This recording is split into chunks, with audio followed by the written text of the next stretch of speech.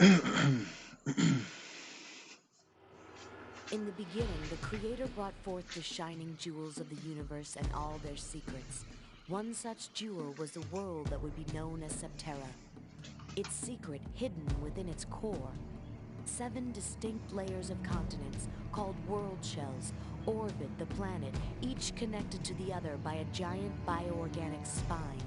At the center of all lies the core, an immense biocomputer regulating the movements of the shells. The Creator fashioned into this world a way in which man himself might one day inherit his power. He created twin keys that could be used to unlock this secret, granting the gift of the Creator, the kingdom of heaven. Every 100 years, the alignment of the upper continents creates a beam. Okay. Man, I swear, every time I see that Valkyrie Studios or whatever, it always makes me think of Valkyrie Profile.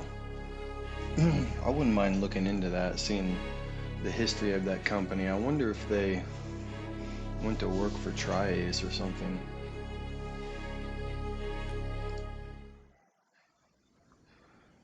Okay.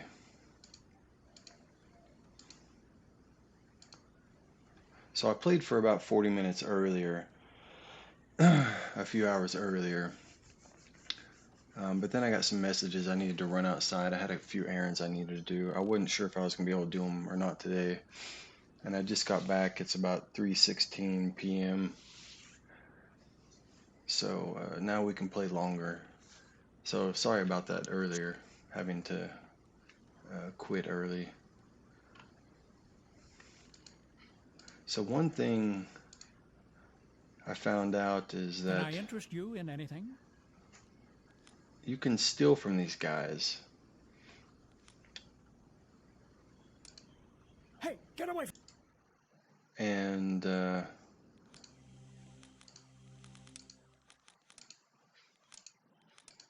so it was successful on one girl, but man, I've tried to steal on this guy like 10 or 11 times and it hasn't worked yet. I don't know if there's like a percentage chance and you just have to keep doing it over and over, or if some of them it's SOL, you can't steal from. I don't know. I'll have to Google that later. But I just save right before I steal and just keep doing it over and over. I can try one more time and Can I see if it interest works. you in anything? Hey, get away! Yeah, I haven't been able to steal from this guy for anything.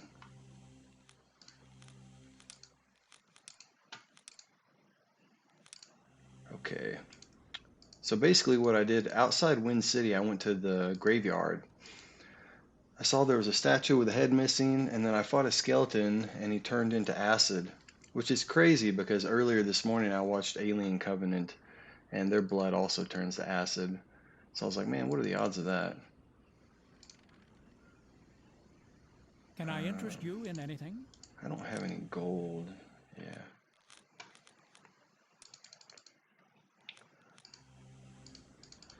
But anyway, yeah, I went there, and then there was just this other place right next to it. So I haven't really done much outside Wind City.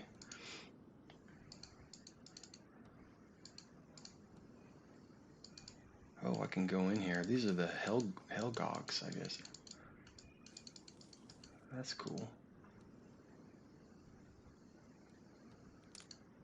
Do you know a man called Bowman? Sorry, can't help you there, girl. This town has a heavy wall around it. Keeps the curse out, especially at night. What do you do? I raise Helgak in the farms. Helgak? Animals that can fly. Animals that can fly. Organic animals. Exactly how does this curse work? Raises a dead. What else would a necromancer's curse do? Huh. I gotta say, man, the dialogue in this is fast, witty, and pretty funny sometimes. Who buys Helgak from you? Since they can fly, we sell them for transport and shipbuilding.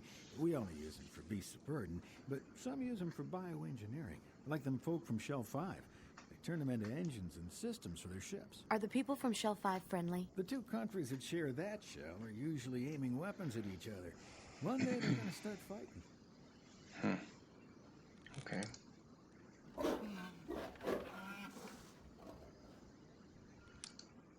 All right. So let's get out of here and go check out use the acid vial. Pick up that acid. Pretty sure I talked to just about everyone I can in here. Actually, was she the girl that ran away that I missed? Who are you? Are you vampire? Oh, never mind. And this guy shit all over me. Where are you from? Shell 2. Shell 2 is full of homeless Yeah. garbage eaters and scum. Damn. That's rough. Okay. The thing that I don't understand about that is I thought the outer shells were supposed to be the better ones, and we just went deep, right? Like our shell is more outside than theirs. Why are they calling me garbage?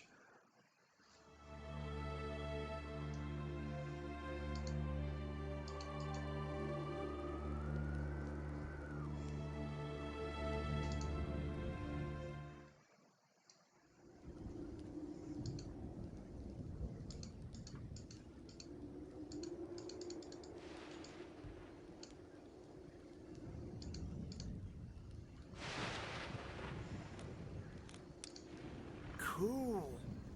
The blood is eating up the grass like an acid. Wicked. Ooh, what a mess.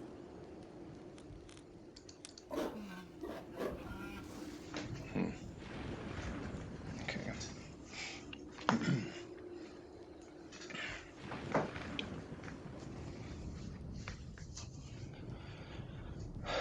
Let's see.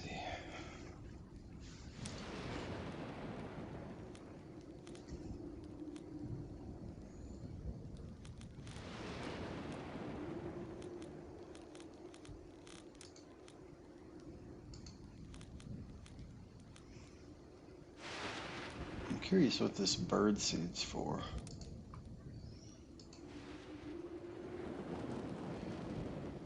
It's full of zombie blood. Acid vial full. Okay. Well, that's interesting.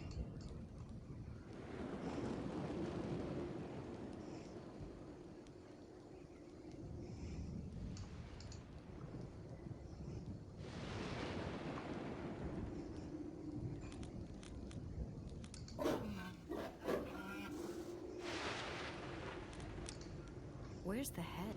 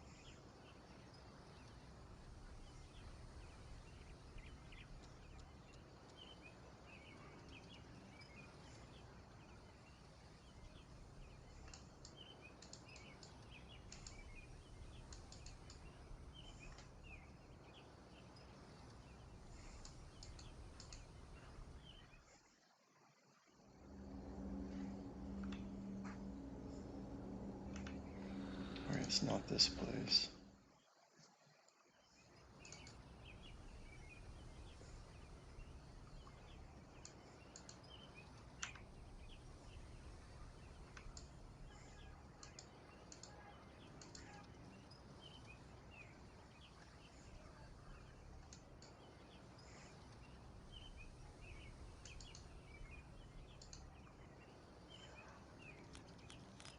Where can we find Bowman?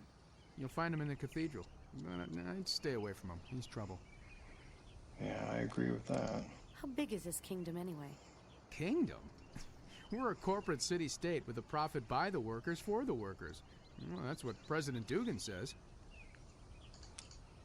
I got nothing to say.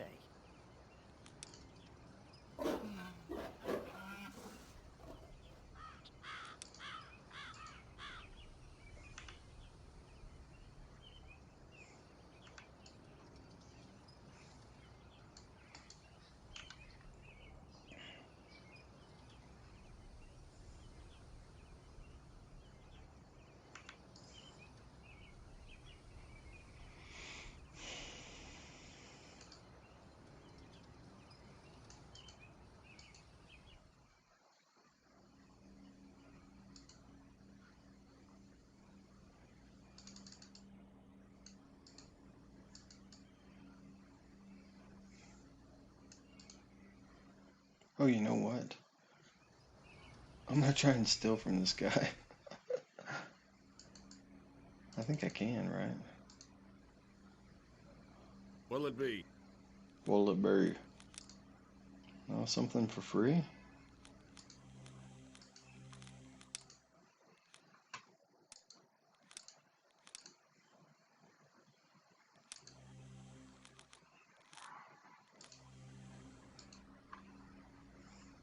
What'll it be? Oh my god. I stole from him. Awesome. What'll it be? How much are the roots? Roots, I don't know. It doesn't have any. Thought it was pretty cool that I stole a potion though. That thing was 1,000 gold, man. Hey, what's up? I'm Markle. Yeah, dude. Oh, I know, man. Look at that. I was thinking that earlier. I think it was either yesterday or the day before yesterday. I was thinking, man, dude, these map graphics are epic. Sometimes I'll go to an area and like the polygons are like all warped and shit. Like it just makes me laugh. But I'm not gonna lie, dude. The story and the world is really intriguing, and I've really liked it so far. I've never played this before, and also the combat is nice too. I like the combat. I heard a lot of people complained about the combat, but I actually thought it was pretty cool. I'm trying to find the library. I went there earlier, I just don't remember which one it was. It's not this one.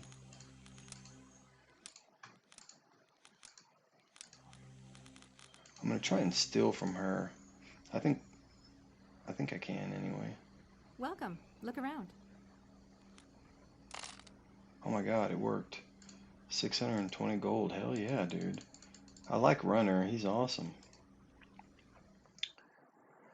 Okay. Yeah, I'm supposed to be looking for some guy named the Carver. And I thought he was in the library somewhere. Dishonor to me because I stole from him. Does that affect the story or does it change anything? I know when you get found out, they raise the prices on you. And I didn't know I could really steal, or I never really did it before. I didn't really know what happened. Today's actually the first day I tried it. And then I found out I can just save before I steal and keep doing it until I get it.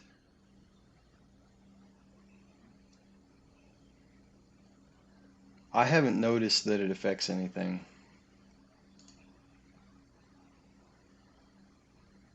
So I don't think so.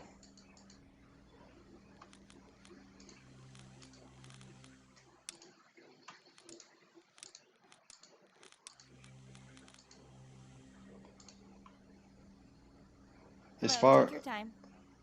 as far as I understand, it's like a way to get some Hey, free get outta here. stuff. Since farming gold seems to be a little difficult.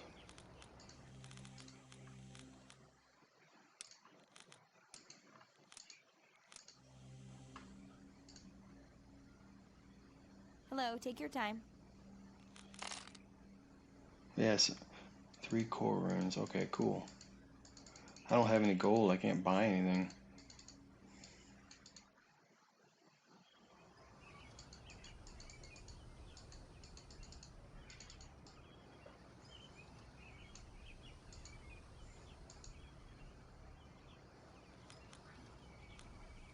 Oh, this is that one guy. You trade with other nations? Yes, especially Shell 5. Ankara and Janam both buy our Helgak and water for their military. They had a little war a few years ago, but nothing's happened since then. They communicate with you often? No, they're too far away for radio. The core energy garbles anything over a half a mile or so.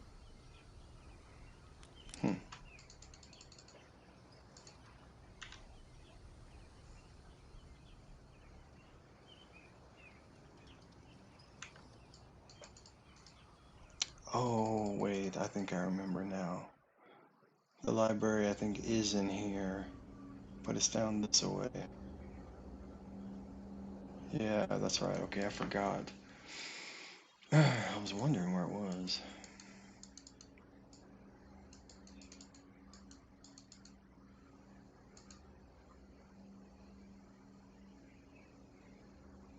Hey, how's it going?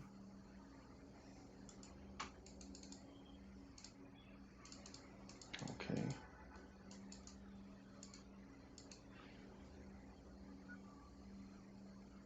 Hey, how's it going?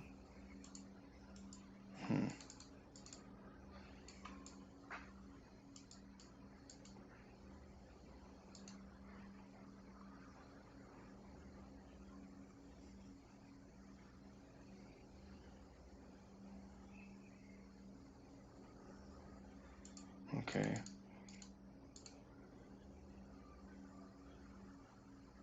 What is this place? This is the library of Wind City. What would you like to know? Oh my god, this guy actually talks to me now.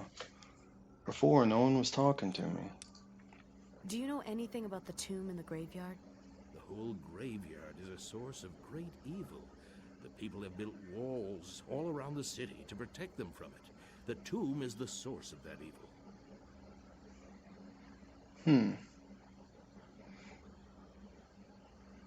Why is wing width measured in height?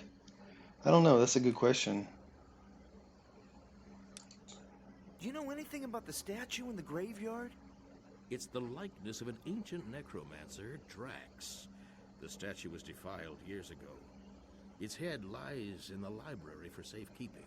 Some say the head was removed to keep the curse of Drax from animating the statue. But that's just a myth. So the head's in here.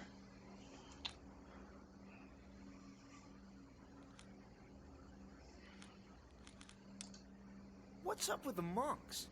They have taken a vow of silence in protest to the proposed dissolution of the Holy Guard. The monks have proposed a system by which the city would be run by both the Guard and the Presidency, with the library as a third branch to keep power balanced. But the people do not listen. Do you know a man named Bowman? A great, yet troubled man. Why? President Dugan wants to dissolve the Holy Guard, the protectors of Wind City, and rule without the checks and balances that the Guard provides.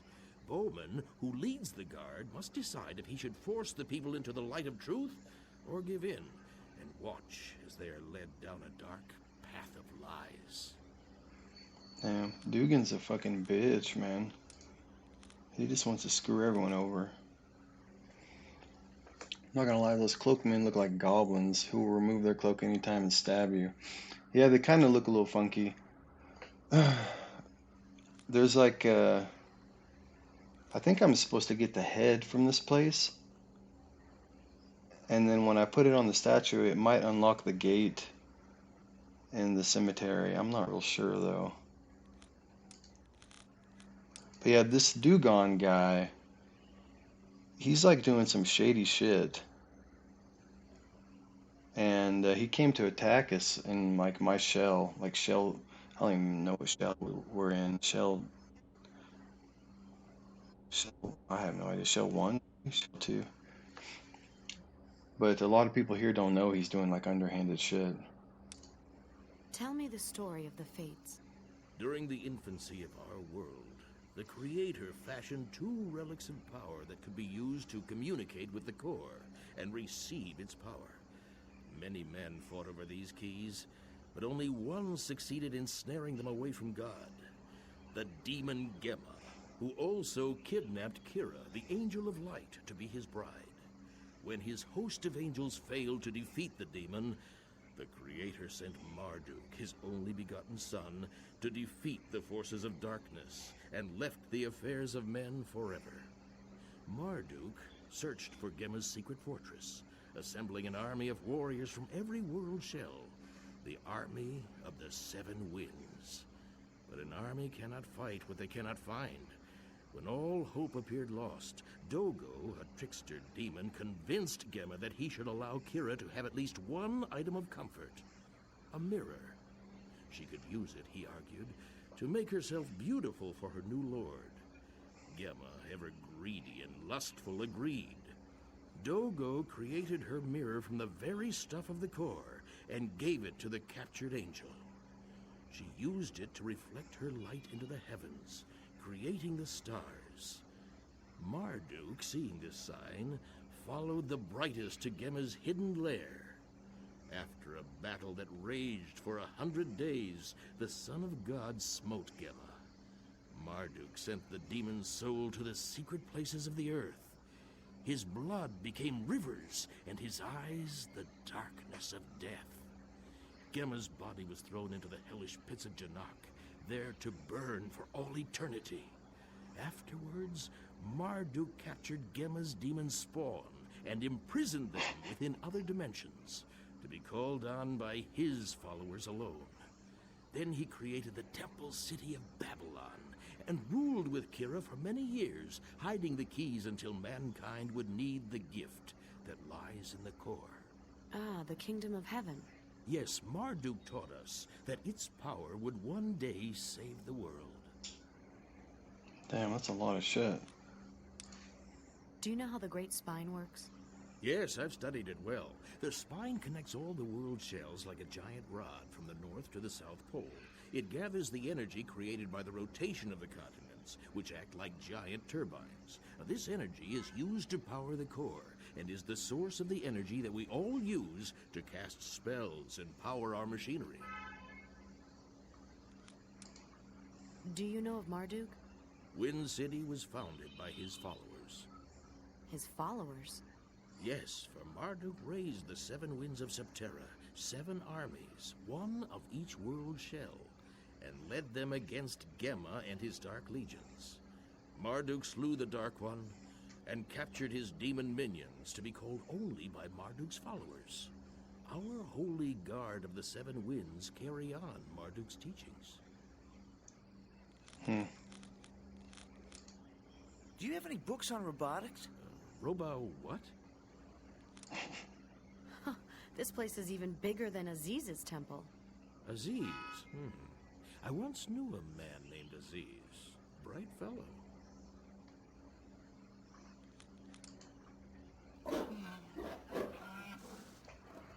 How delightful. A clockwork dog. Actually, he's not a dog.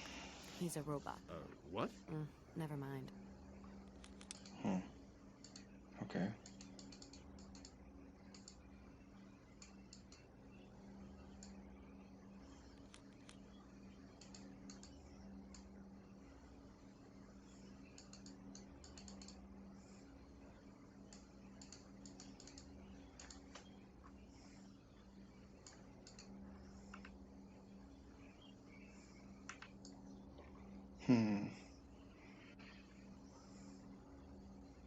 He said that head was in the library, didn't he? Is this the fucking head?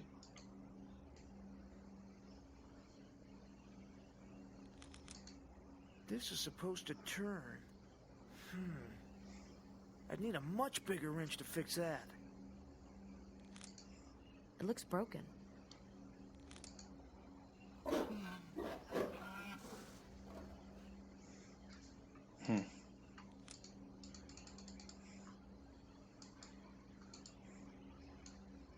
Oh.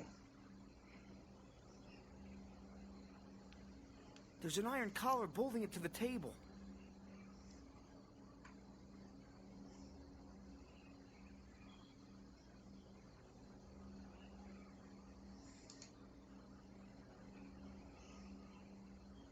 Yeah, and the necromancer, I got it.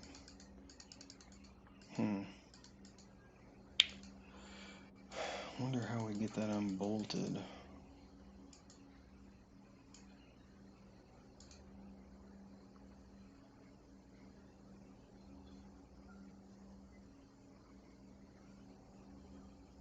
Oh shit.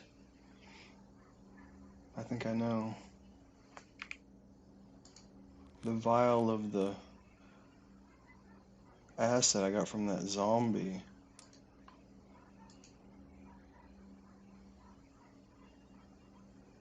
Stand back.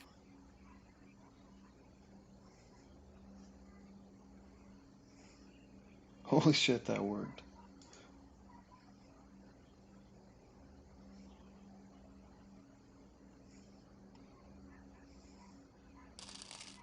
Drax head. Cool. Damn, I feel like I might have a boss fight incoming. Hey man, I have the glass windows open on my balcony, and I don't know where you're at, like what country. It's daytime where I'm at. If it's too loud outside, because I live in a big city, you can let me know. I'll close the windows. Sometimes there's loud honking and stuff.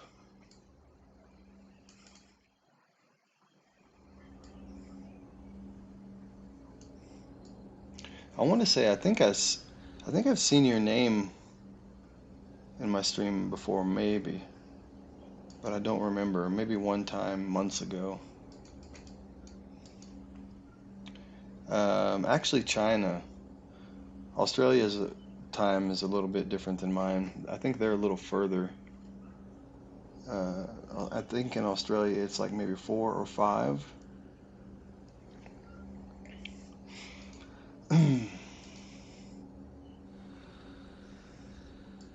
Yeah. I don't know what I was playing, what game I was playing, if it was Honor of Kings or something else.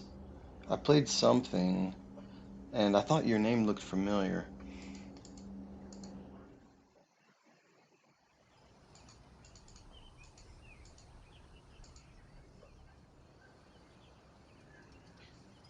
Yeah, that was it. That was it, yeah. That's right, Chinese New Year, Honor of Kings, that's right. Yeah, I have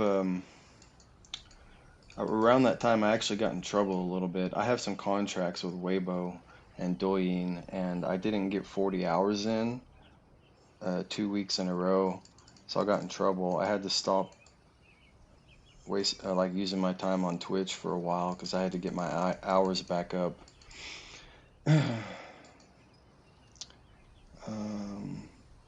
Okay, yeah, let's get the fuck out of here.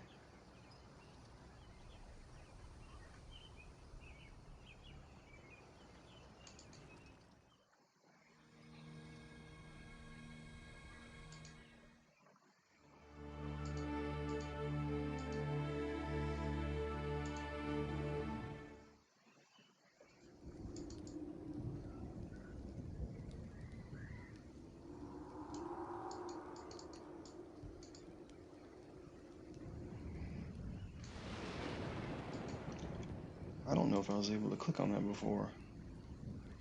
This tomb has got to be several hundred years old at least. What a big tomb. Must have been a big shot. I guess.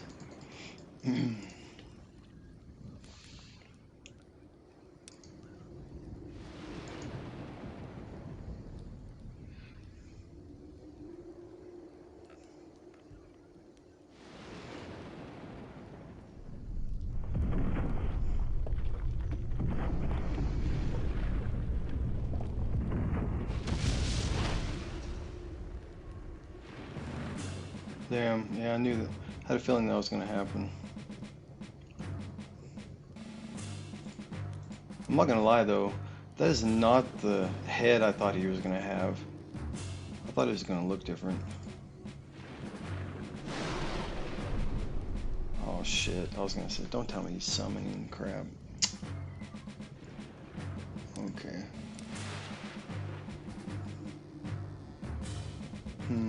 Hey, this may be the first time I'll be able to use his... He can shoot people in a line. This will be the first time I'm able to do that, I think. Okay.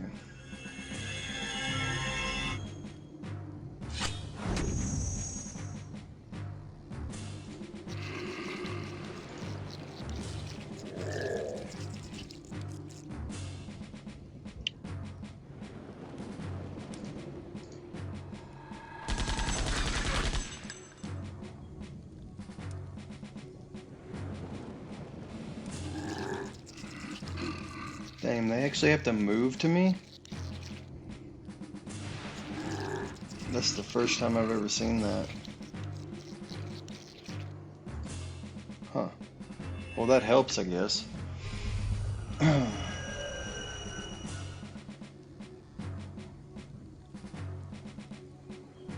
Okay, that guy stole 10 of my health. Alright.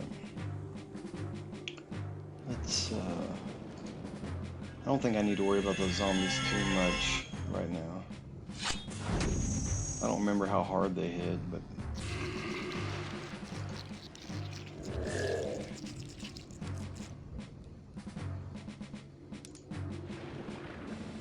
Let's see.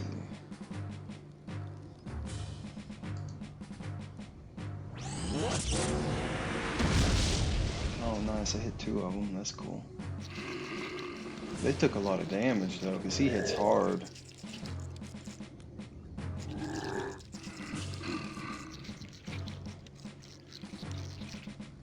Wait, they're still not even attacking.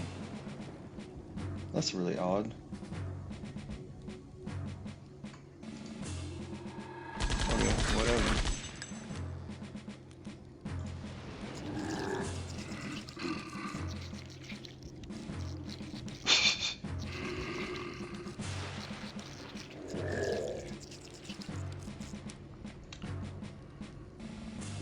It's probably free experience, though. If I kill him, I'll probably get more experience.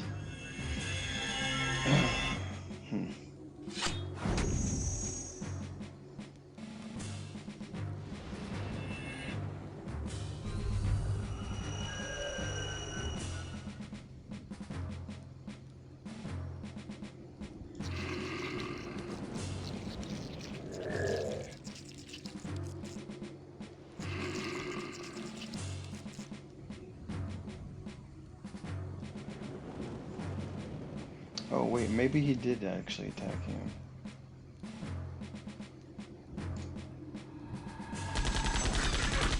God damn, you gotta stop missing. Yeah, they are attacking now. Okay, they must have to get super close.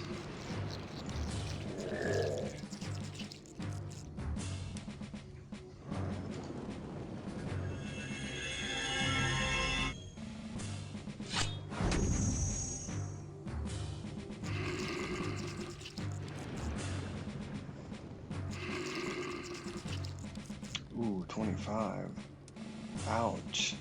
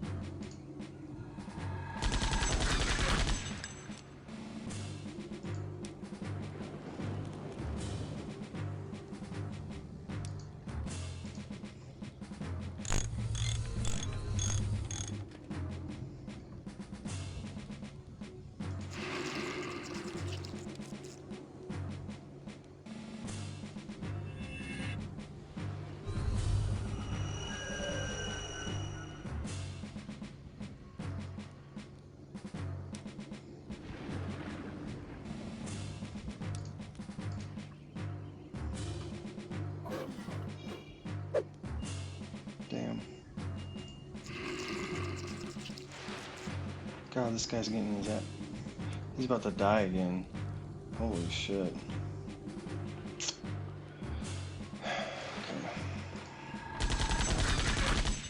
Dude, why the fuck is she missing? That was 3 in a row. Normally it's this guy he misses all the time. I don't understand that.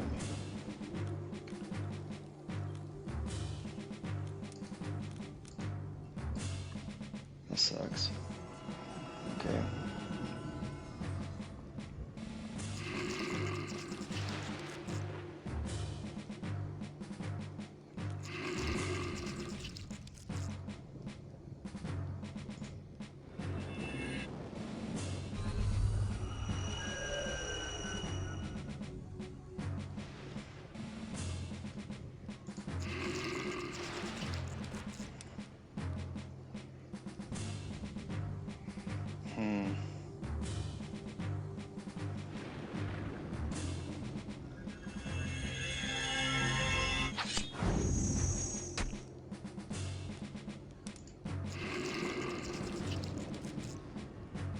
Wow, dude.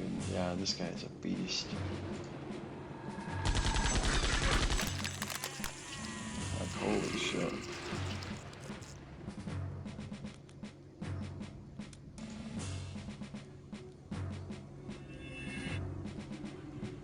Ooh, I don't like the looks of that. Dude.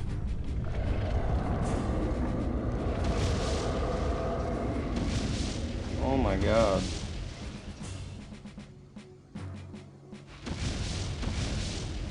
Fucking hell, dude.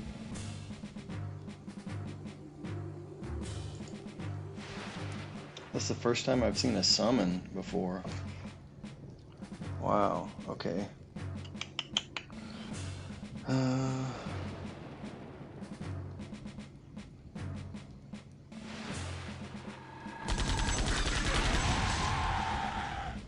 Okay. This can work now. Oh fuck, he's dead too. Shit. I don't know if they get any experience. Probably not.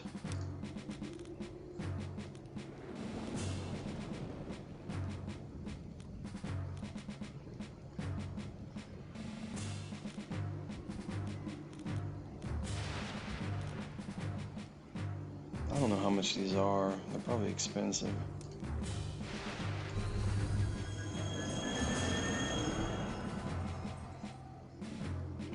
But I suppose I should.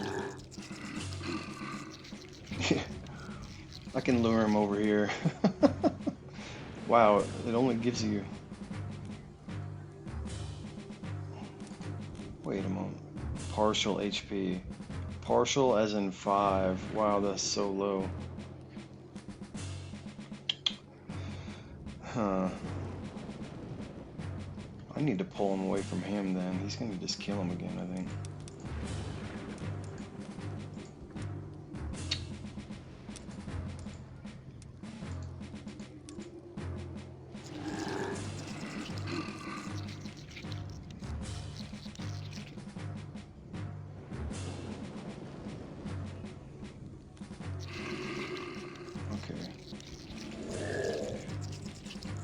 Don't get too close. That would be cool if this could revive him, but I don't think so.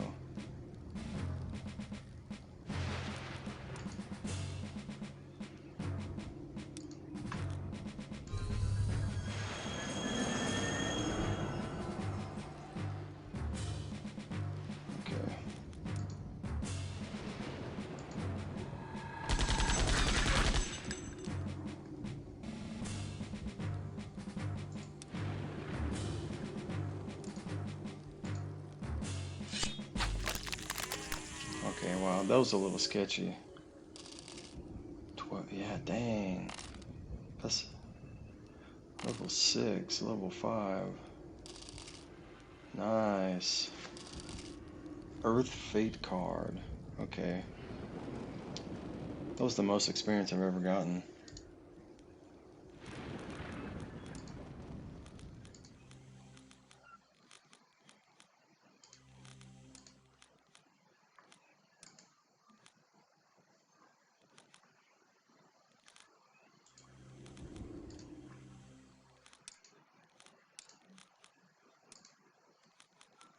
Wow, nice. Okay. That guy was kind of like a little mini boss or something. Much harder than I was thinking. Okay.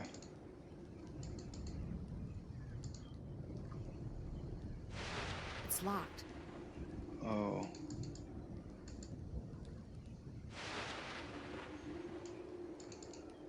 Oh. There's a path behind him.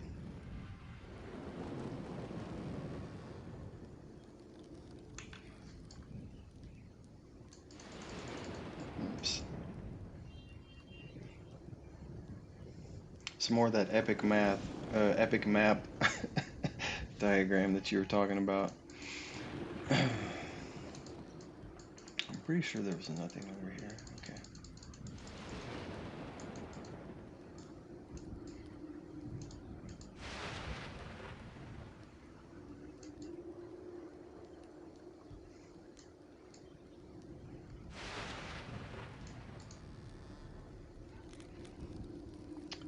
Dang, I have 7 breads.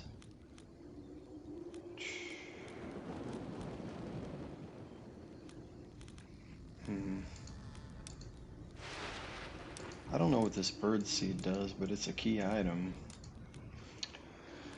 I'm not gonna lie, man. I feel like I should go back real quick. I don't know what's over here. Let's see, I guess. Oh, shit. It's a huge...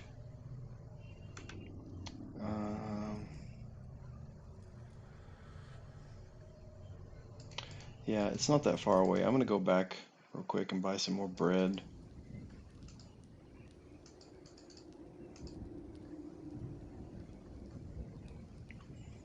Because I finally got some gold.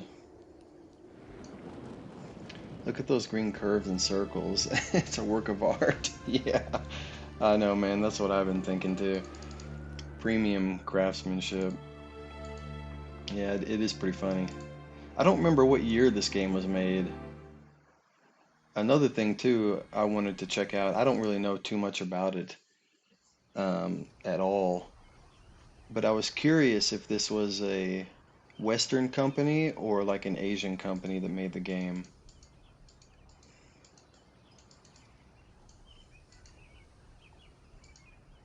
I don't remember which one is which, to be honest.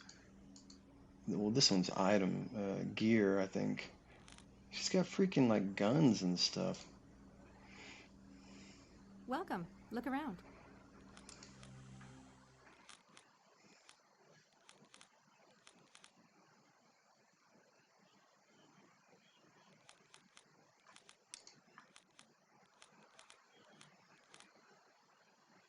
Oh, dang. Wait, how did I get so much gold? I had like 17 gold. I thought it said he only gave me like 1400. How do I... Oh, never mind.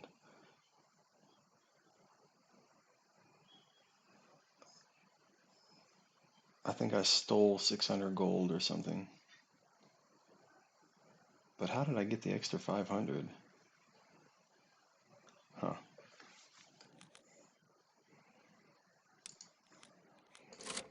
I don't know. I didn't realize I had so much gold. I thought it was only 1400.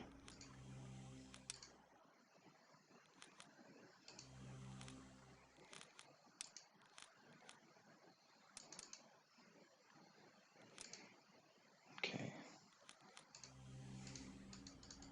I do need to find some better boots for these people, though. It's got to be around here somewhere.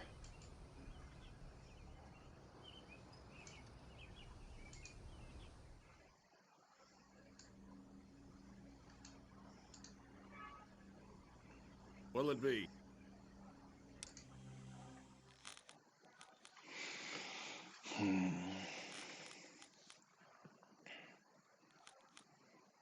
Speed 1.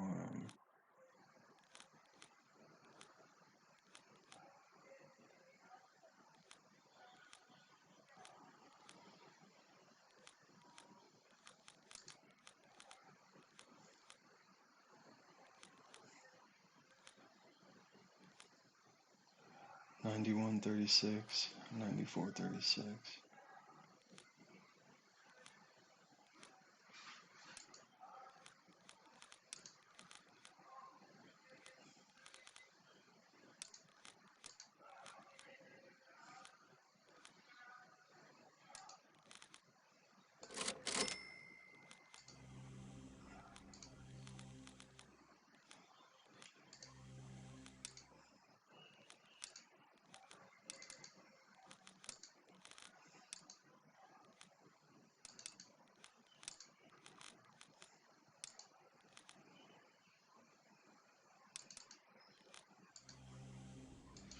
Okay.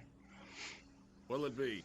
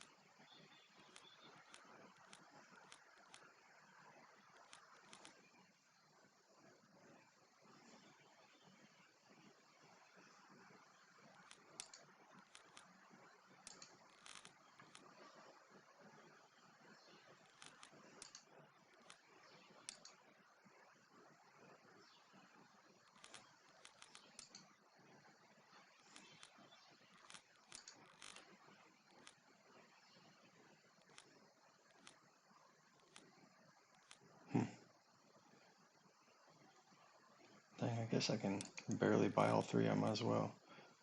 I didn't even buy any bread. Fuck it, whatever. I think it's 50 gold per bread.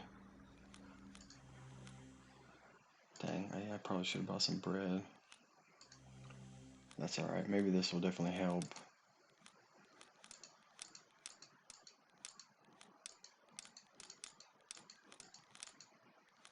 Oh, there it is, my bad.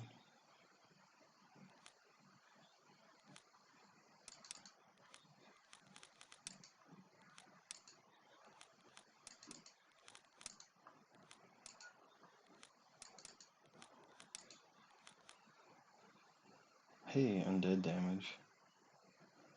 Well, he seems to be getting his... He was getting his butt kicked from the... Of course, he was getting attacked more, I get, like a little more, I don't know. Let's put that on him. Okay. I'm still not real sure what these are. I haven't found anything for them. I'm guessing I get stuff later. Okay.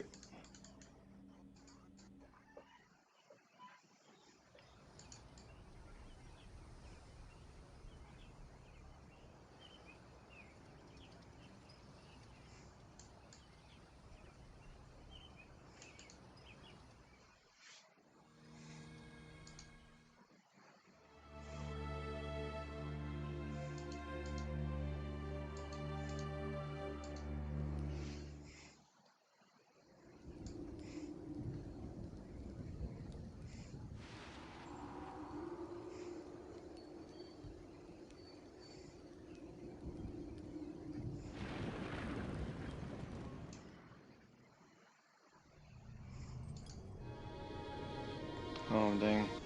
The moment I enter a battle. Okay, I was gonna say, I don't even see any enemies. Alright, let's do this.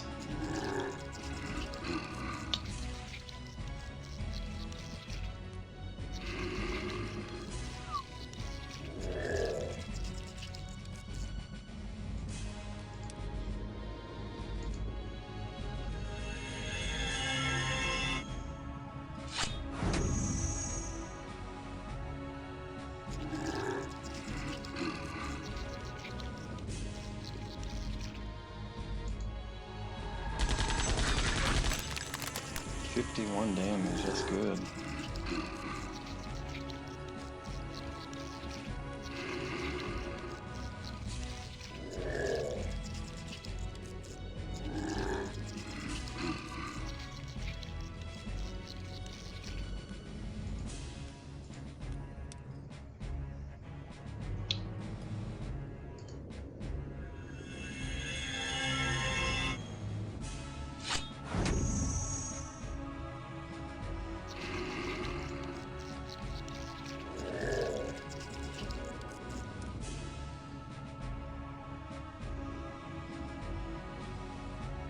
Hmm.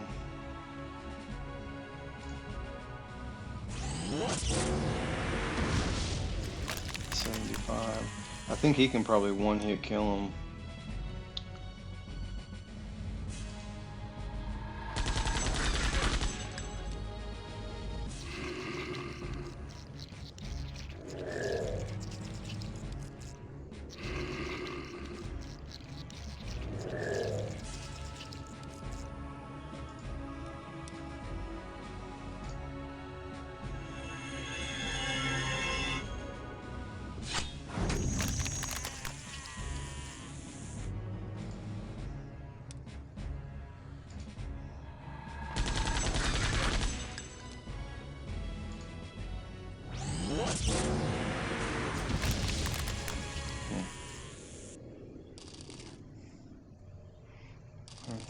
Nice, 180 gold.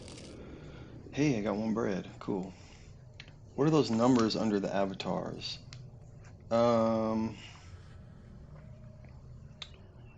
I'm trying to think. When we go into a battle, I'll look at it again. There's, I don't remember seeing any numbers. There's like this bar, there's 3 notches.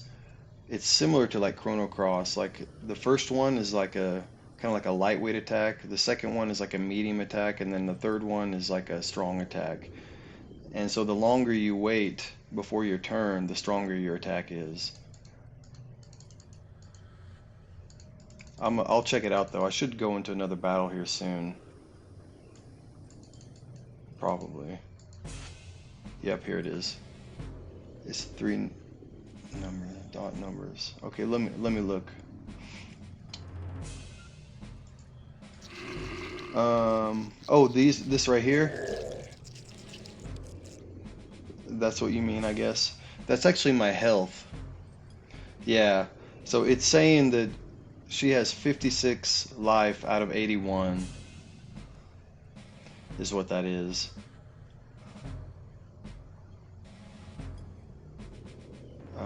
Oh, it's only 1 dude? Okay.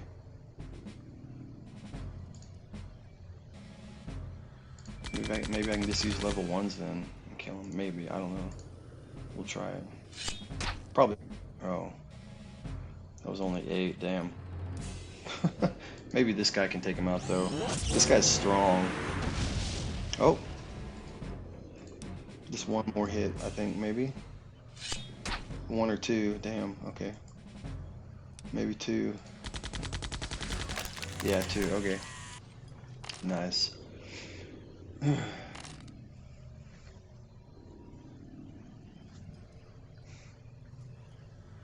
Yeah, it's a kind of a unique format.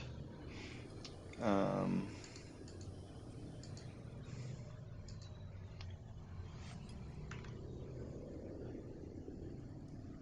see. Yeah, I haven't really seen any games before use like a colon in between the numbers like that before.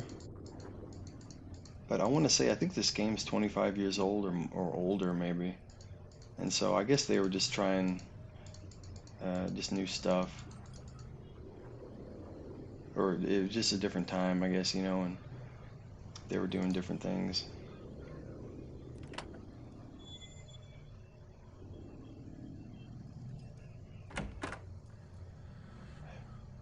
Okay.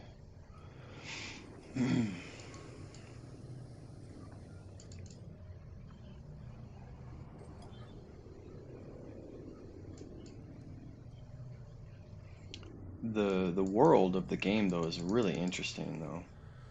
It reminds me of like mega structures.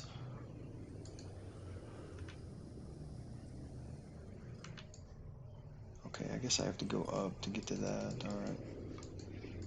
This kind of looks like a skeleton's gonna form there, but I don't. Oh shit, my bad. But I don't know if that's true or not.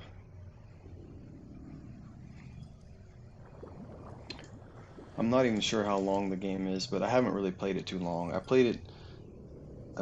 just played it like one day, I think for like 5 or 6 hours, something like that maybe.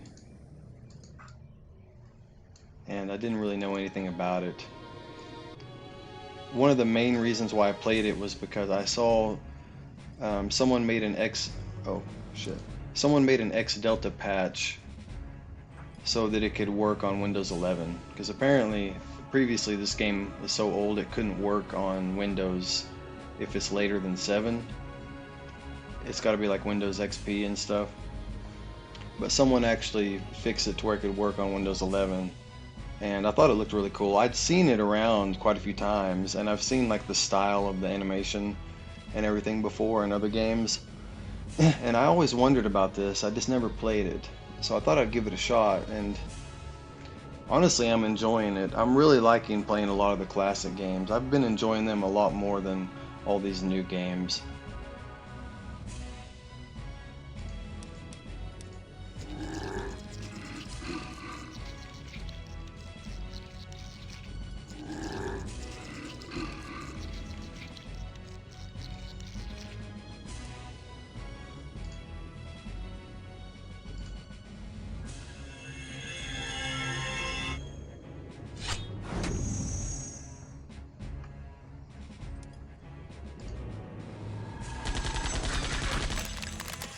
Nice.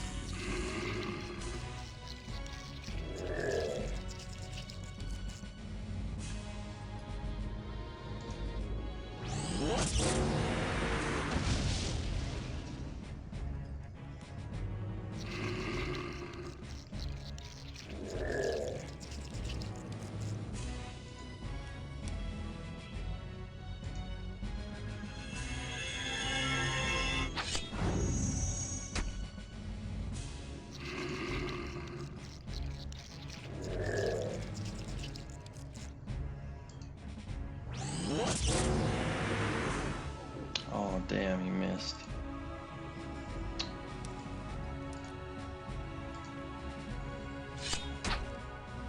Oh shit. Okay. I thought he just needed one more hit, but man, that's see this guy, like, even though his numbers seem pretty good, sometimes his damage is really low, I feel.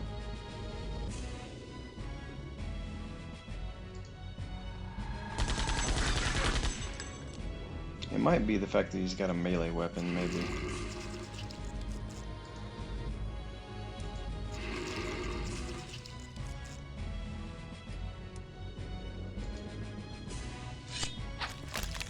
Okay, there we go.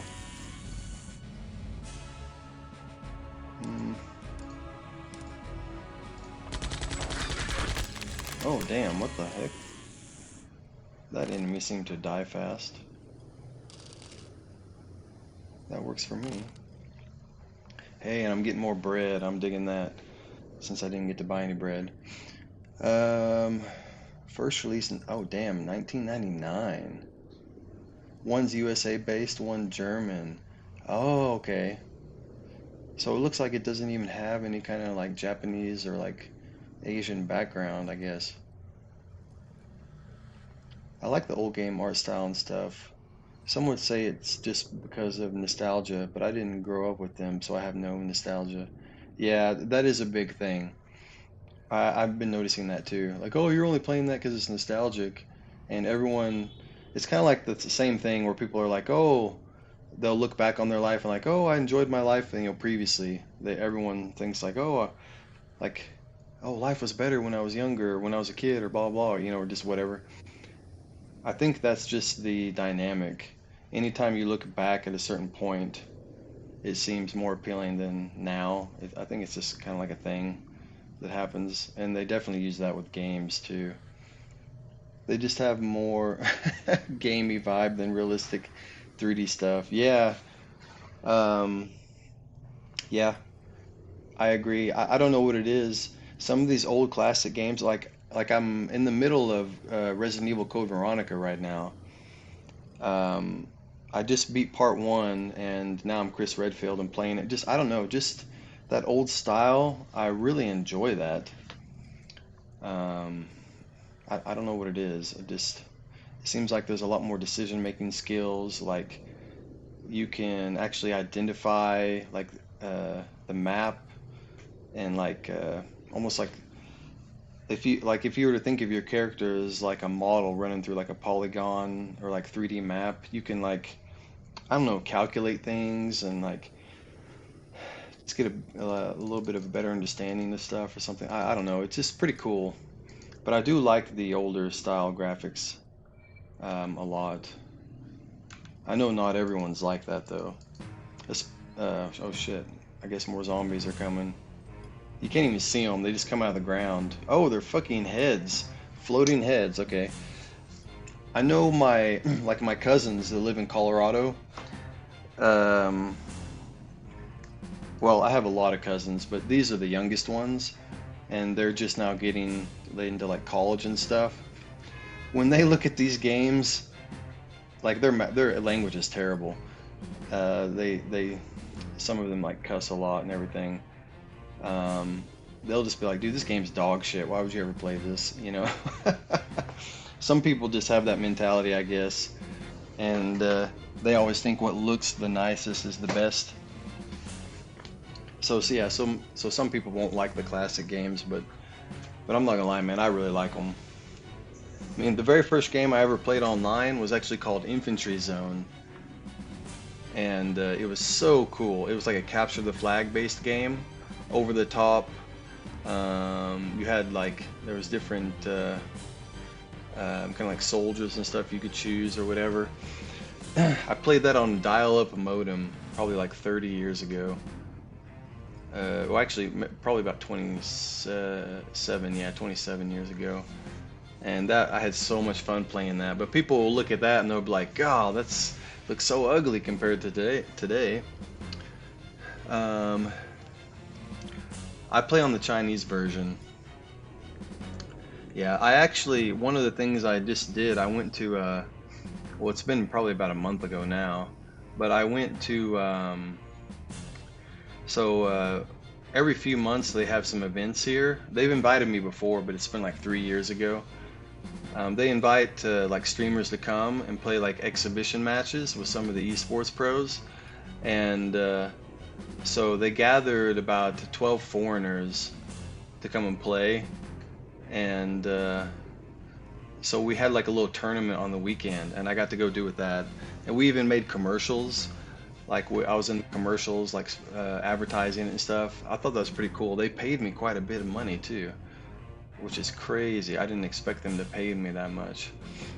They paid me about 350,000 like RMB, which is a good chunk.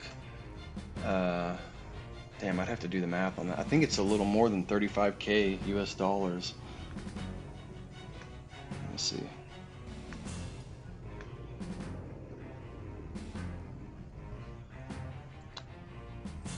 Okay, yeah, after the tax it was about that. It's 50K even.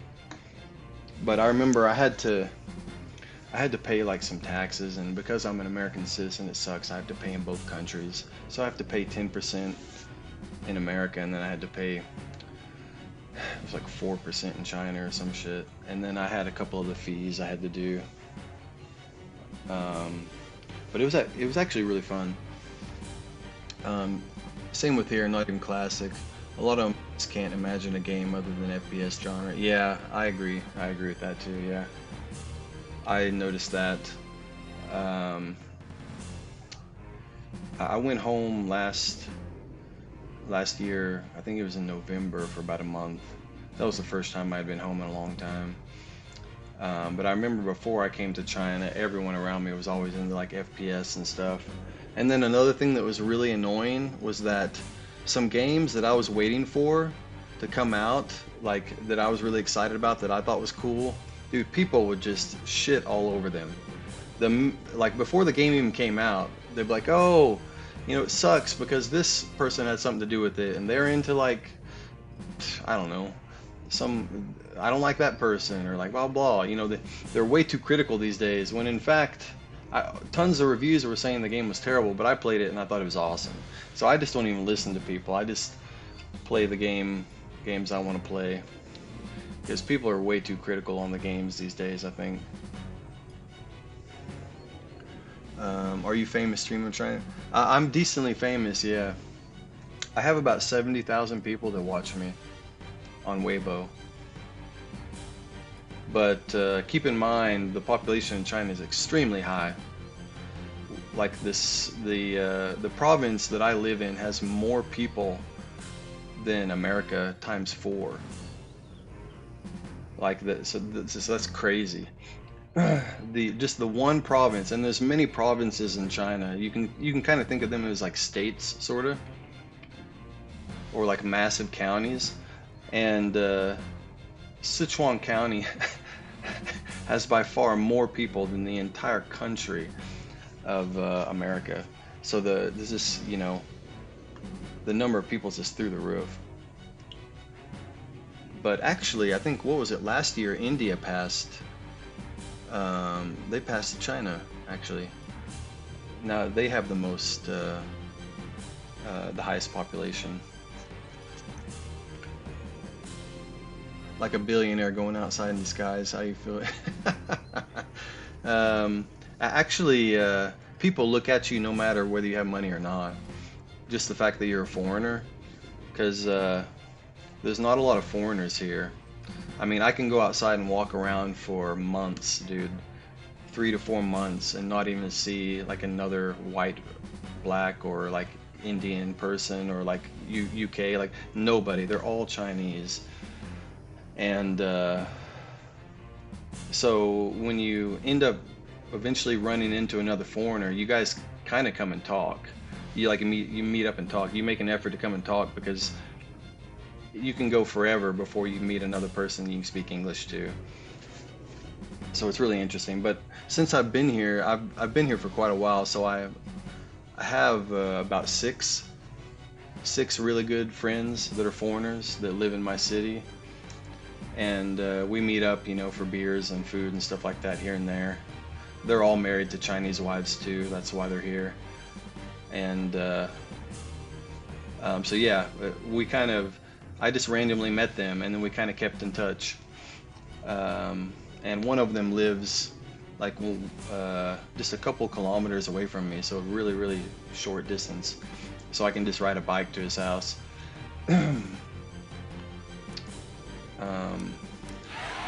But yeah, a lot of people, they don't even really know whether you have money or not. They just look at you like you're a unicorn, pretty much. Like they never see people before.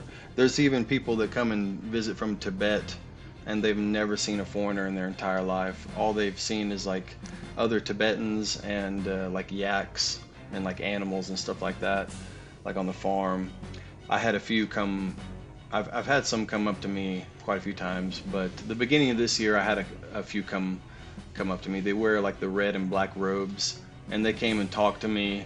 They knew a little bit of Chinese, and they were like, "Whoa, where are you from? I've never seen your color of skin before," is what they told me. And I was like, "No shit." Excuse me. So it's just really interesting. But the area I live in, it is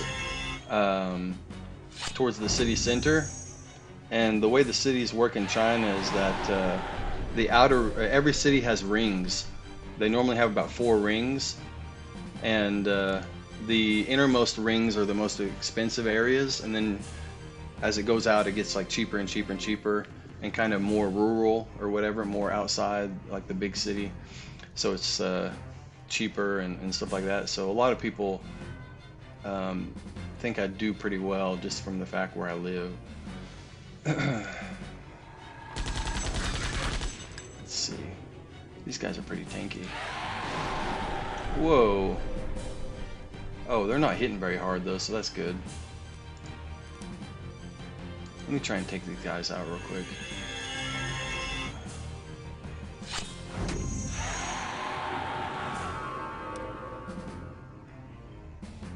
Let's see. another thing to keep in mind too is that the streaming services in China, they work way different from Western services. Like Twitch and like, actually, what is even another Western one? Oh, well, YouTube. I guess YouTube, but mainly people put videos. They don't stream live. There was another one that started. Is it called Kick? I think, like a new one. I've never even seen that, but someone told me there was a new one called Kick. Apparently, those companies, they never offer contracts. So a lot of the salary, if you stream in China, is based off a contract. You sign a 1-year contract, and then you can continue to do it every year if you want to, but your viewers, the people that watch you, have to be above a certain number. And then there's different levels. They have level 1 through 5 contract, and then obviously the different levels are like you get different money and stuff like that.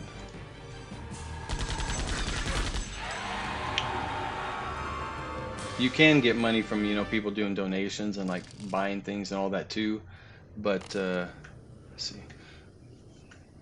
But the Chinese services take half of everything you make, which you can still make a decent chunk if you have a lot of people in there, like sending you gifts, you know, and all this stuff. But the contract's salary is like much higher. Okay, let me see, where was that? Okay, over here. And I killed some skulls. Oh my bad, I missed a few.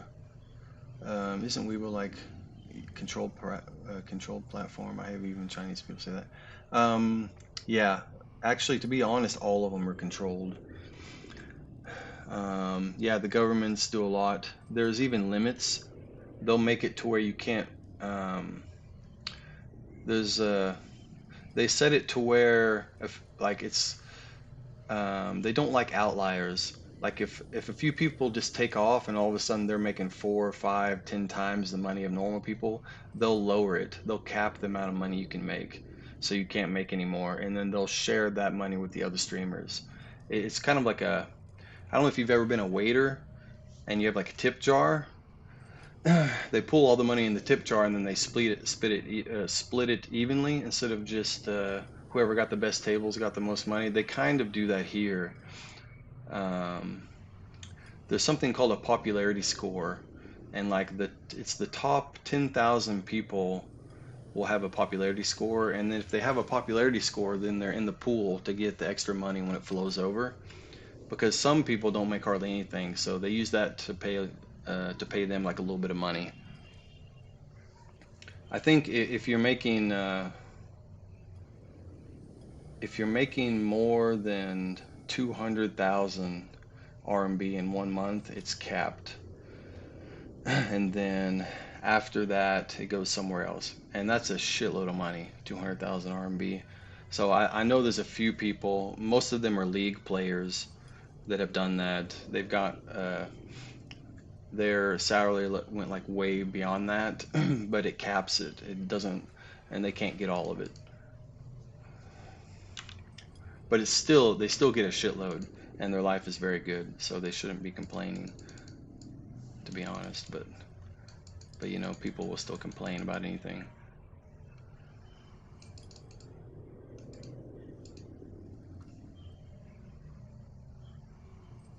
Okay, hold up, let me see what this is just real quick. I'll bet a well-placed bomb could bring down this whole wall. Oh, nice. I don't have any bombs though. The wall looks unstable. Yeah, you're right. Okay. How do you even move to China? So there's a couple different ways. So things have changed since COVID. They've changed a little bit. If you went pre-COVID, it was much easier. What you would do is, if you wanted to come to live, you can't use a tourist visa. Because some people were caught trying to use a tourist visa to come to China as a tourist and then switch it over to like a residence visa where they stay. And that's illegal. So the moment you do that and they find you, you can never come back to China again. So what you have to do, the only way really is you have to get a work visa. Unless you know somebody who's in China and you can come as like a friend, or like a family visa or whatever. But most of the time you have to live here to develop family here where you can get the family visa. And to do that, you have to have a work visa to start with. So you come, what I did was during COVID, the only visa they accepted was a work visa. So you couldn't come to China any other way. It had to be for work. And before that, it was kind of the same way, but they just made it a little harder. Ever since COVID, they don't like the percentage of people they accept has gone down. They don't. It used to be something like not over 90% people they would accept. Now I think it's dropped down to like 60%. So they're a lot more strict with who they let in because they were getting a lot of illegal people and a lot of people coming over to want to teach English, but they didn't even know English. So they were like fake, and stuff like that. So it's gotten a little more strict, but it's still easy if you can speak English, you can come. So what you'll do is you can get online, use Google or like Baidu or something, and you can look up some schools. There's tons of them everywhere that are looking for English teachers, and so you can talk with them. They'll present a contract to you, and then if you like it, you can sign it, and they'll help process your work visa so you can come to China and work for a year. And then so after you do that for a few years, if you want to try and do some other work, once your Chinese has gotten better, then there's other jobs available too, where you don't have to actually teach. You can try and do a couple other things. And if you end up meeting someone and getting married, then you can stay on a marriage visa, and then you don't have to work. You can just live here.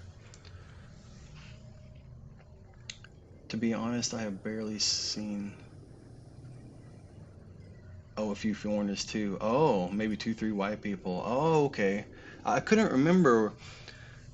Were you in Israel or somewhere? I was trying to remember. I think you were from the Middle East somewhere, right? I don't. I'm trying to remember. I think I did ask you, and you did tell me. I just couldn't remember. Oh, Punjab, India. Oh, right, right. Okay, that's right. Um, Maybe 2, 3 white people and an East Asian, likely Japanese. Doesn't sound. Yeah, it doesn't sound bad, man. Um, to be honest, a lot of things are very lenient here. Like some jobs you get can be pretty. There can be a lot of pressure. They can work you to the bone, but you need to stay away from those. um, there are jobs here that are like much nicer, and a lot of stuff is very, very cheap here. So, um, and the salary for an English teacher is pretty good. It's higher than most Chinese people get paid. So your life can be very good because the money goes so much further here. I remember back in the States when I was working at a hospital in DC, like half my salary would go to my like house. Here, it's like 5% of my salary goes to like my house.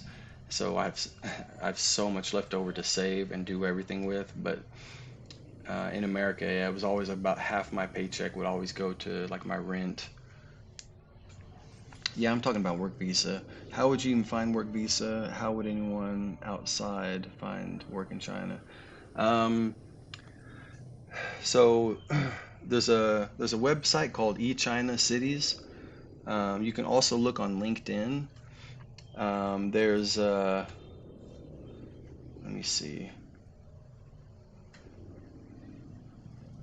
There's another one. I think it's called eCareer China, something like that. But you can just get on Google and you can type in like teach English in China, stuff like that, and it'll pull up like some websites and some places that you can kind of register with, and you just make like a resume or like a CV or whatever they call it, and they'll have job listings and you can just apply to them, put in your name, your information, and send like the resume. And believe me, they will contact you fast.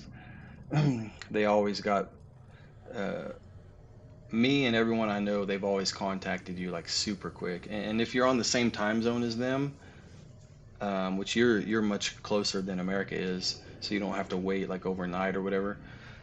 They'll probably send you an email or a message super quick, man, like within 6 hours, and they'll be super interested. They'll try and talk you through everything. Um, what you'll have to do is there's certain requirements. So you'll have to get some of your paperwork like authenticated. Like so you'll have to have a passport. You'll have to prove like what kind of education you've had. It doesn't have to be in teaching English. But they really want someone who went to college. So if you have a bachelor's degree, you go to the Chinese embassy and you get that authenticated, or like the apostille, and then you'll do a what they call a no criminal certificate, where it's like a background check. You need to do a background check in your country to show that you're not a criminal. And then once you present all that information to them, if it checks out, like they'll take it to the government here, and if it all checks out, then they'll apply for you to get your work visa. So then they'll help walk you through all those steps. And then I don't know how much it is nowadays. It's been a while since I got one. And I don't know what it would be like in India, but I think in America it was about, when I got it previous, it was like $250. So you have to pay for the work visa, which allows you to go to the country and stay there for a year as long as you're working. And then you just renew it every year if you want to stay at that school. Saw all three in the same. China is a shitload better than India in literally every way. Checked on LinkedIn, saw some jobs, but I didn't know if they were legit since. Yeah, so what people do is a lot of the people, they post the jobs in Hong Kong. So Hong Kong is the only city in China that's not restricted by the Great Firewall. They're actually, they can access Western websites because they have their own governmental, they call it governmental SARS. It's like an operational group. So they have their own little, I guess you could say government in a sense that does operations there, but they're still controlled by mainland China. But because the British conquered Hong Kong a long time ago, it's kind of kept some of its international influence. So like Google and YouTube and all those things, you can freely access there. But where I live, you can't. You have to use like other means, like other technology if you want to do that. What about knowing Chinese language? To get a job and teach, you don't have to know any Chinese language. You don't have to know any. Excuse me. It's almost even easier too if you don't know any, or well, if you don't let them know you know any. So when you come here to the schools, what will happen is a lot of the people, most of the time what happens is if they hear you speaking Chinese to them, then they'll just stop speaking English to you, and they'll think you know Chinese, and they'll just speak to you in Chinese all the time.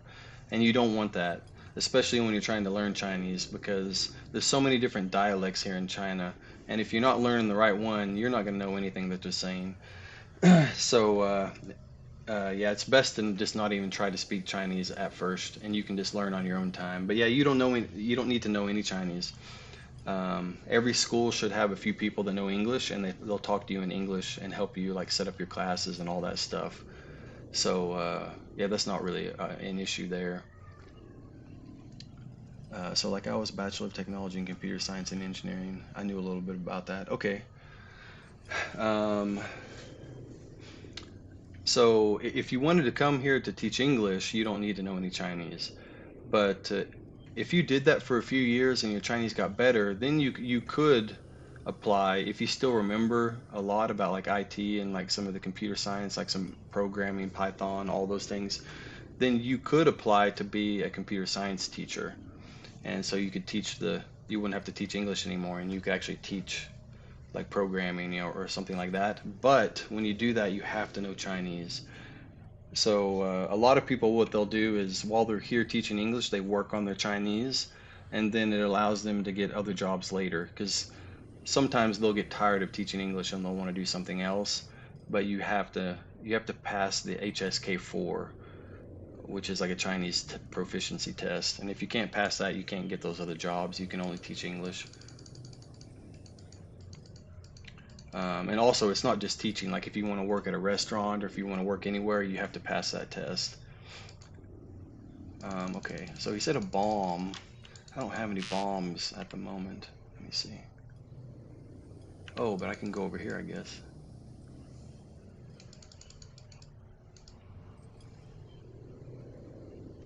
But there's a great book that can help you. It's very small. It's like a travel-sized book, but it's got tons of information in it, almost everything you would need. It's called One World. You can look it up. They have one for almost every country, and they have one for China. It's called One World China, and it literally, that one book can teach you the majority of the Chinese language. It's got every single thing in it, so you can just practice that like every day if you wanted, or carry it with you, so you can try and remember how to respond to people. And as you do that over time, you'll just pick it up, because yeah, there's really like hardly any English anywhere, so you're almost forced to learn how to read and speak. Thanks for the advice and sorry for taking it. No problem, man. No problem, man. I always like helping people. It doesn't bother me. Yeah, no problem. I appreciate you saying thank you. But it could be a good opportunity. I think it's a good opportunity for a lot of people. And China is very safe, man. It's very, very, very safe, and the cities are massive. They're the largest cities I've seen in my entire life, and I've been all over. But yeah, no guns. It's just very, very safe here. Let's see. And so I do like that. That was actually the main reason why I decided to stay here. So when we had kids, they would have a safer place to grow up. Because my sister lives in Florida, and her daughter just got to be like 18, and people are getting killed like at her high school, you know. And I'm just like, this is ridiculous. Originally the plan was to go back to America, get my wife the green card, and because you can make some money there, save it up, and then just come back to China and retire, because the money goes so much further here. But then after just, you know, thinking about it for a while, and it was like, well, if I really want the best future for my kids, maybe they should grow up in a safer place. Okay, let's see. Okay, there's a door up here. Wait, what's my health like? 44. Okay, I'm decent. I don't need to heal right away. Ooh. Who are you? There's no time to explain. I've come to warn you of a coup led by Dugan. Dugan? He's in league with the Chosen. Lord Bowman's strange troops assault the streets, and warships have been seen on the horizon. Dugan and his bounty hunters are at the cathedral doors. Retreat through the catacombs. Quick, we must hurry. No, go without me. I'll buy you the time. Never. It's not bad enough running like dogs. You want us to abandon our lord as well? Go. If you stay, we all fall. Layla, the task of leadership now falls to you. Go to the mountains.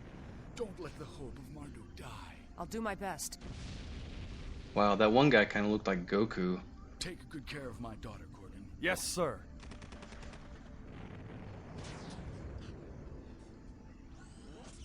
Curse you, Dugan. Are you finally satisfied? Cut him down. What are you waiting for? Follow my orders. He's no longer a threat. Why do we have to? I don't see any... Because I pay you good money, dog. Now do as I say. Damn. Don't ever question me again. Now find the others, hunt them down, and bring me their bodies. Dude, Dugan looks like he's starving. His cheeks are like inward. Or... Corgan, we need to split up. The guard will come with me. Go with these outlanders. Meet us at the mountains. And don't be followed. Wow, okay. Come back! Grub, we have to get out of here. But... Corgan, Yes? take care of yourself. And you. Let's go, before those bounty hunters find us. Okay, damn. Wait, what? Oh, just swapped it out. I have new party member, I guess. Okay, cool. I got this guy. Yeah, this guy kind of looks like Goku a little bit, like the hair. What was I gonna say? Dugan. Uh, oh, man, the dialogue in this game goes so fast. I'm not used to that sometimes. Right after someone finishes speaking, the other person's like, boom, like right there, like rocket fire. To be honest, uh, teaching language sounds good since I like reading and stuff like that. Just introverted and kind of socially awkward, so I don't know if I can do a good job teaching. So what you can do with that is start teach kindergarten. Um, so so when you go to middle school and high school here, like when they get older, so they pretty much they have there's kindergarten, primary, then there's middle school and then high school, which a lot of the middle schools also have a high school. Like middle school and high school is kind of together as one, and they just call it middle school. They don't really call it high school here. So if you're at a middle school slash high school, those people have tons of energy, and they can be very, very rowdy and loud. And because English isn't their native language, sometimes maybe they won't listen to you or they'll try and like be funny, just crack jokes or do whatever. And so that can be irritating. And but like to be honest, over time, um, that tends to not really bother you and you kind of adapt to it and then it just becomes easier and easier. But if you started at kindergarten, you don't really have that, you know. Um, You just have them maybe like throwing little fits here and there, stuff like that. But the kindergartens pay the best. The kindergartens pay more than the other schools. And all my friends work at kindergartens, and the salary is really good. Um, so, so yeah, I think to be honest, teaching is just one of those things because I didn't want to teach. When I was in America, I never planned to teach. I wanted to work at a hospital. That's what I enjoyed, like the medical field, stuff like that. And then so when I came over here and I taught, it was out of my comfort zone. But I just had to like grow a spine, I guess, and get up there and just do it.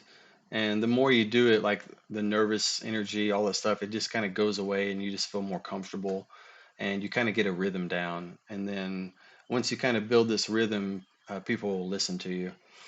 And so yeah, I think it's just one of those things, kind of like public speaking. Like if you were gonna speak at a conference in front of a lot of people or just whatever, the more and more you do it, that kind of fear goes away because you kind of adapt to it, and then it just becomes really easy after that. So I guess you just need to put yourself out there and do it if that's something you want to do, and yeah, it'll go away quick. Like your like the introvertedness or whatever, that'll kind of go away quick, and then um, I feel like honestly, it makes you kind of more of like an outrovert like person. Um, you kind of learn how to kind of exist in a body of people instead of by yourself. And China is really collectivistic culture, so that's kind of really easy to do here. Where America is like really individualistic, so it's easier to be kind of isolated and by yourself and be in that mindset. But a lot of people here, they're just out to help everyone. They're like really nice. So it's a good place to learn how to be that way, I think. Here they are all usually here they are usually all in one. Oh yeah, yeah, that's right, that's right. I remember a long time ago when I was in college and I was taking chemistry. Um, I think it might have been chemistry and physics, I think. All of my tutors were Indian. They were from India. And they had just came to America. And so I asked a lot of them, like, why do you know, how do you know this? Like, you just graduated high school like me. Like, how do you know all this stuff? And they told me in India, they actually learn a couple, the curriculum in the high school is a couple levels higher than the American curriculum. But then after that, they don't really have any furthering education. So then they have to leave if they want to further their education. So a lot of the Indian people were all the tutors because um, they had already learned the stuff, whereas I'm just now getting in college and trying to learn it. And so I was like, oh, that was interesting. So I had this girl named Priya. She helped me a lot. And then once I finally got the hang of it, got it down, then I could kind of work it on my own. But but yeah, she was every time I'd go to like the tutoring room, it was every single person in there was Indian, and I was like, holy crap, man, it's so interesting. um, I'm not introverted like as in not liking being with people or talking about stuff. Just more like I don't know what to talk or start interactions and stuff. Oh, okay. Well, dang, you'd fit in perfectly here then, because most Chinese people are like that too. The word they use for that here is called shy. If they know any English, they'll say, "Oh, I'm just a little shy. I don't know how to like initiate anything or like bring up something." So there'll be times where you'll notice it's like silence. Like in Western countries, we would call it like awkward silence, but here it's not awkward. It's actually like it's a pretty common phenomenon or a pretty common situation that happens, and people have just gotten used to it to where it's not even awkward. They just actually enjoy the silence. It is kind of weird. That was one different dynamics of like the way the social stuff worked here that it took me a little while to get to used to. It took me like a couple of years because when it was silent, I always felt like it was awkward silence. And when I grew up, I was always kind of taught to try and keep the conversation going and being polite and like always trying to bring up some topic or whatever. But the people here don't do that. And so if you get stumped for a moment, you'll just be standing there or sitting there or just whatever, and then no one will be saying anything. And you just have to kind of what I've had to do is I've kind of just had to not care about it. And it's taken me a little while, but I've gotten used to it where I just don't care about that stuff. I don't consider it like a problem because they don't. The Chinese people don't even think it's an issue at all. They just think it's something that happens and it's not really like a negative thing. But there's tons of stuff like that, like in social situations where it's just different here, and I've had to kind of get used to it. Another thing too, people here aren't sensitive. That was another thing I noticed. Um, like in America, people are overly sensitive. Every small little word can hurt their feelings. People here don't give a fuck, man. Like they're emotionally strong, and I've actually learned to become that way. Like it was I didn't realize it uh, so much until like one year I went home and I was just talking about some stuff, but I was talking about it like logically, like the way I would talk about it in China. And then just some random people I had met, like, oh, why would you say that? Like, it was just the truth, what I was saying. But they were like, oh, uh, that might hurt someone's feelings. You need to stop saying that. I mean, I wasn't like being rude or anything. It was like, oh, here's an example. There was one thing. My niece just started dating someone, her first boyfriend, and then when she left the room, I was telling my mom and my sister, I was like, just be prepared. This one's probably not going to work out, right? Um, because I mean, it's the first boyfriend. How often does that really work out? I was just trying to prepare them, just like tell them or whatever. And they're like, "Oh, that's so rude, Micah. Why'd you say that? That makes me sad." Blah blah. And I'm just like, "What the hell?" And so people in China will be like that. They'll think of it as like kind of like a numbers thing, like more logically with no emotion in it. And like the stuff doesn't bother people. And I decided to tell my mom, I was like, "Oh, I'm not trying to be rude. I was just trying to prepare you." Um, so I've noticed the way I behave has changed like a little bit. But to be honest, I think it's better here than feeling like you're walking on eggshells all the time, which always seemed to be that way in America. That's why there's so many like issues there. People cry and complain about every small thing. instead of just working on being together. Why did this guy... My other guy just ran off with Gunner. Oh man, that sucks. Oh wait. No, he's here. Why did Gunner leave then? He was my strongest guy. I don't know, maybe this guy's OP or something.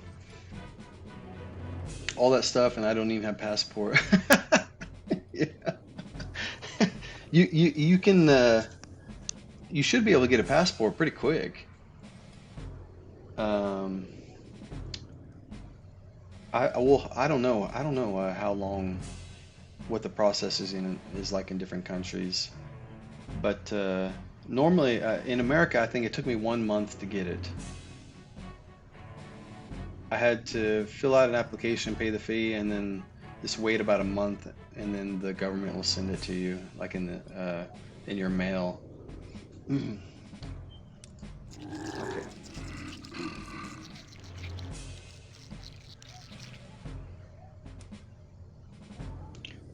Okay, it's this guy. What is that? Observe. Gather target information. Oh, that's cool. I've never known how much health these guys have.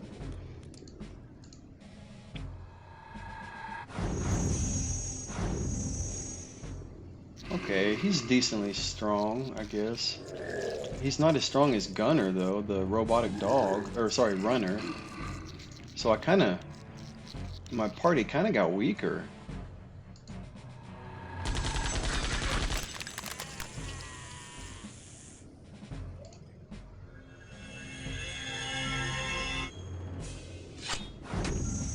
Oh, damn, he missed.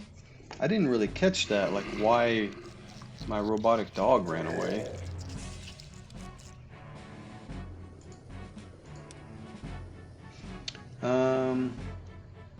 Maybe. People here usually don't get a passport unless they really need it. Oh, okay, I see. Okay. Yeah, I'm not really aware of what the processing times would be like in India. You might be able to look it up. Maybe they have it like on like a website somewhere, like estimated, like on the Indian government website or something like that. In America, they have there's like a government website where it will show you like estimates, like the information you need, and then based on what state you're in, how long it might take you. Apparently, some states take a little longer, and I didn't know that actually. Okay. Let's.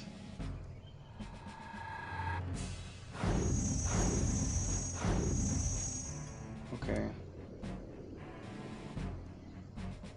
Oh wow, that guy's still alive. My bad. I thought I killed him. I thought that hit was gonna kill him. Okay, there we go.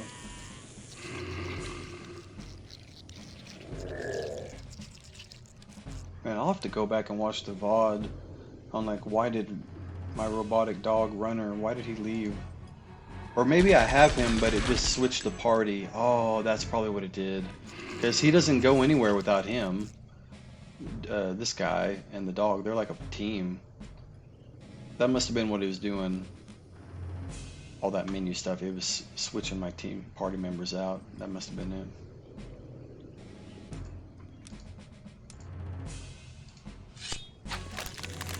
Nice, okay. Some of those zombies are stronger than others. They have more health. Okay, cool. Actually, I wonder if it'll let me change. No, damn. I'm guessing because it's the story, I have to keep this guy. Whoa.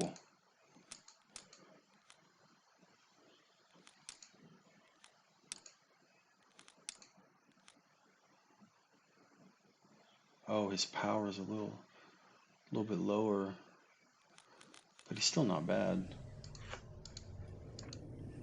Yeah, it says 30 to 45 days. Okay, okay. I know, I don't know if you know this, a lot of people don't unless they live in America, but it was probably 7 or 8 years ago now. So it was about 10 years ago, some people hacked the American IDs, and then so it took the government spent a few years to make a new one. So now we have something called the Real ID, and it's supposed to be like unhackable, like you can't fake it. It has like 4 or 5 different ways to tell it's all authentic, and you can't fake like all of them or something. Um, and so at that time, everyone was trying to get the Real ID, to switch over to the new form. And at that moment, it took like, if you tried to get your passport then, because the office was so overloaded, it took like 6 months to get your passport. Because my mom did it around that time. And, or well, she tried to renew it. She already had her passport, but she tried to renew it. It took like half a year to get it back because they had so much work to do, and there was like a long waiting list and everything because all the IDs and the passports and all of that. But now I think it's back down to like about a month. Okay, so I was up there. All right, let's go down here.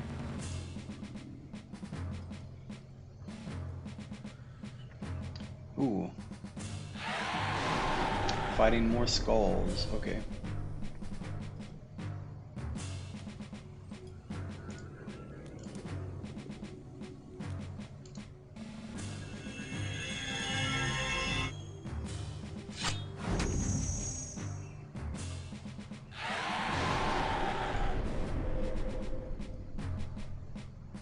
That kind of looked a little weird, like where that skull was placed on her body and the movements it was making.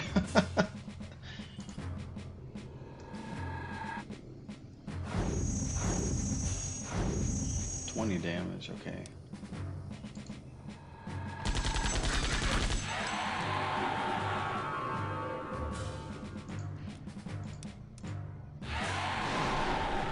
Oh, my bad. It was his turn.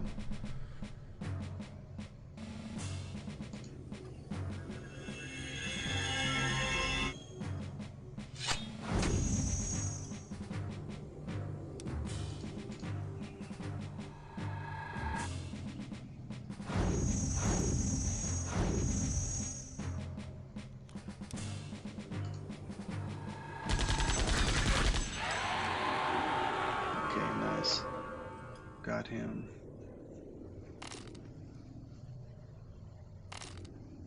$108 gold, cool. I need as much gold as I can get, man. Oh wait, did I just come back to the same area? Oh, he's probably got a bomb. Oh, well. I believe the catacombs stretch on here, but I don't see any way through. Oh, okay. What the hell? I'll bet a well-placed bomb could bring the...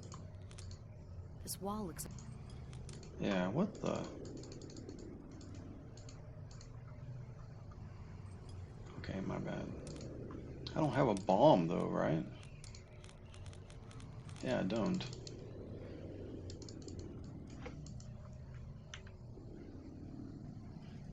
I guess I just need to leave the area.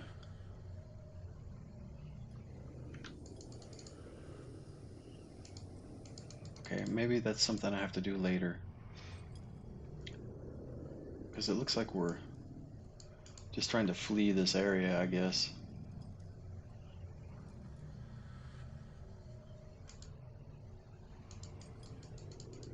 Okay.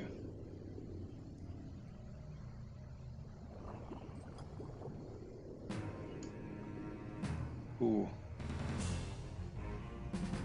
What's going on here? Oh, zombies, okay. For a moment I thought it might have been some kind of like story fight. Oh, okay, there is different colors. I haven't been paying attention to that.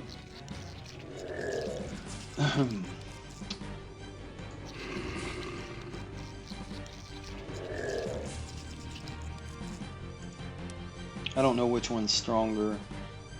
It's probably this one, since there's only one of them.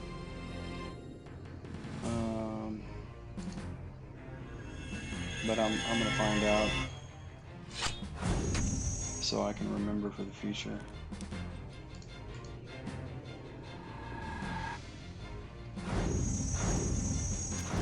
Nope, that's the weak one. So all three of these must be the strong ones then. Damn, 51. That's so good.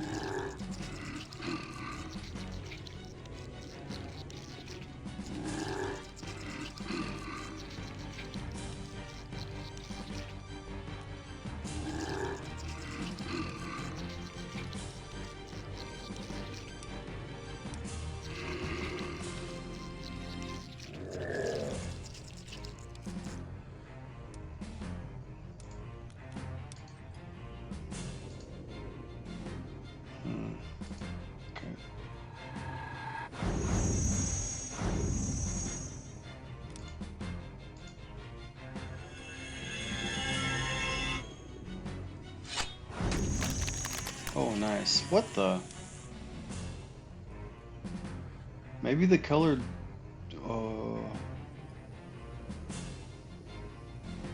Man, I have no idea. Maybe the color doesn't matter.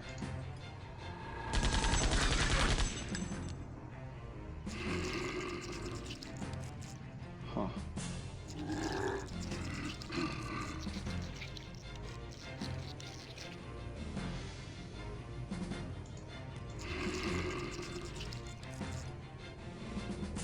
Oh, dude, I didn't realize he's about to die. Oh, crap.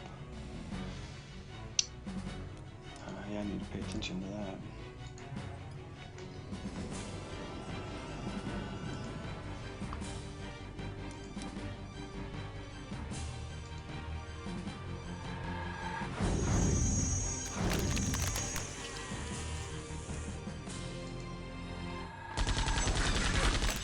Nice. Okay. Wow, that went a lot easier than I thought. I thought that was gonna be harder. Hey, you got another bread. Cool. I like that. Okay, let me double check. There's still like no bomb over here, right? There was just this. That was it. But okay. I want that open, I imagine.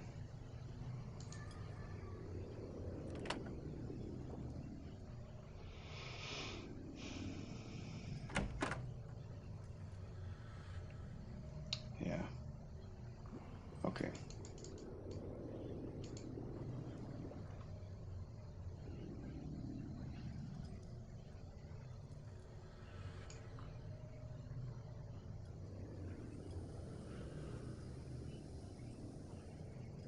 What have we here? More meat for the slaughter? Oh, right, Duke. Yeah, perhaps they'll put up more of a fight than their leader. Damn you. Dang, okay. Nice. Man, if I had the Robo Dog, I'd try and steal from one of these. They might have some cool items, but I don't have anything. Alright, so wait, he killed... Oh, they killed Bowman. Alright.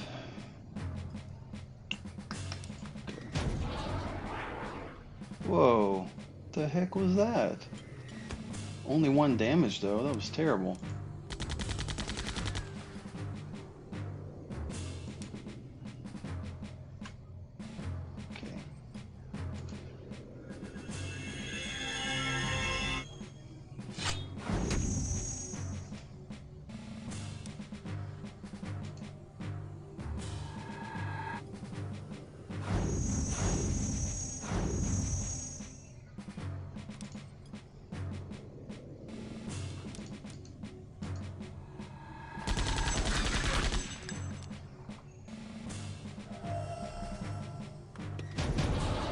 Whoa. 7 damage. And 7 again, I guess, right? Oh. I thought it hit on the way back. I guess not.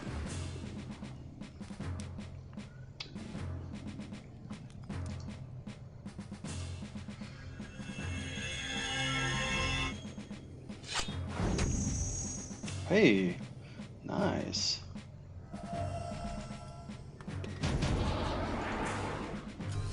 Okay, these guys are dying a lot quicker than I thought. I thought they were going to have a lot more HP than that. Almost like another mini-boss or something.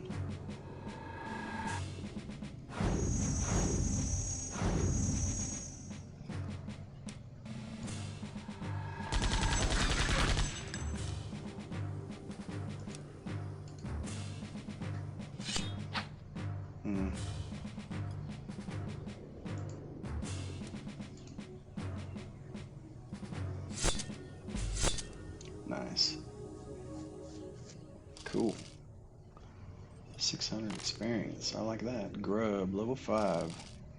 700 gold. Awesome. Run! We'll hunt down all of you. Okay. I think I just kicked your ass, man. We'll go through the graveyard. They'll never follow us there. Why? It's crawling with the undead. Maybe this isn't the greatest of ideas. I thought you didn't believe in curses. No time for arguments. Make haste. Well, you first. In you go, wuss boy. Okay, so that's how the gate opens. Wow.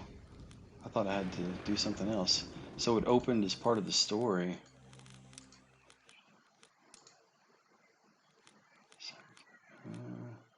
Okay, I think everyone's okay for now.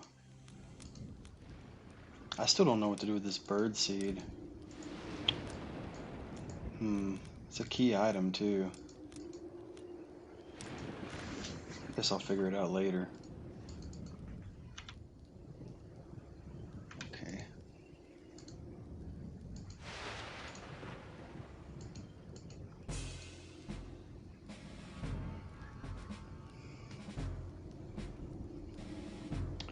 More zombies.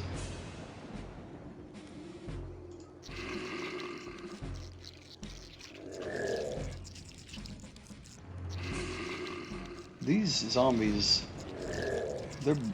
when they die, their blood isn't turned into acid.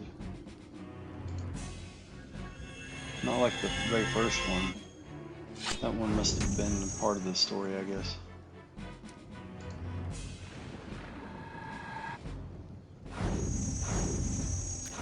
Nice. I like that 2 hits can kill him.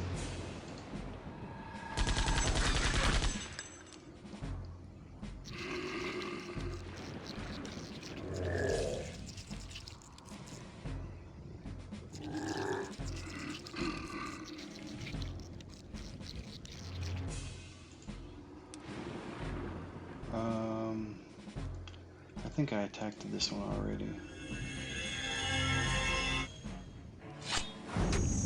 Oh shit, he missed. Damn. I really need to work on his accuracy, I guess.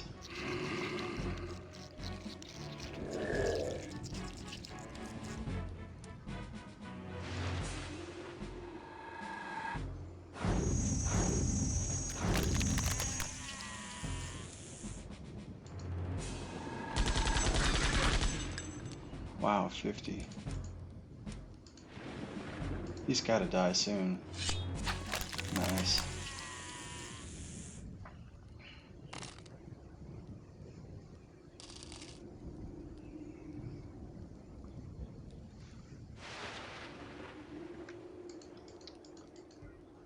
Okay.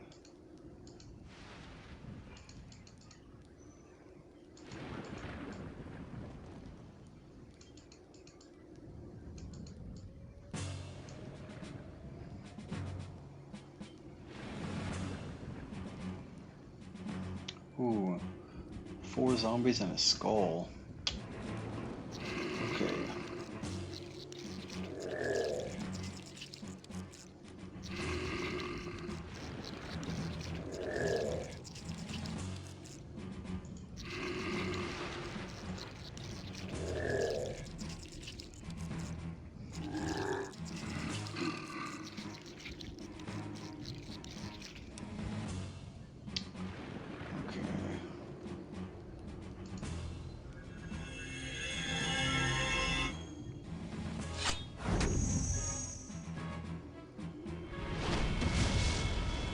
Wow, I haven't seen that before.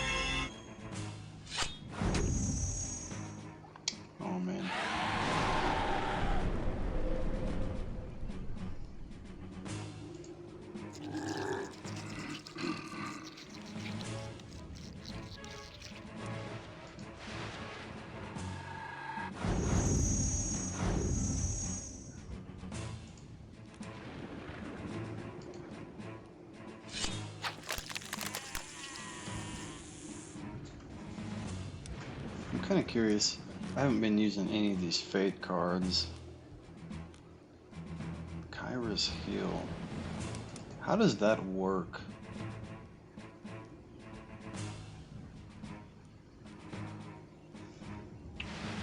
I don't attack my own teammate, do I?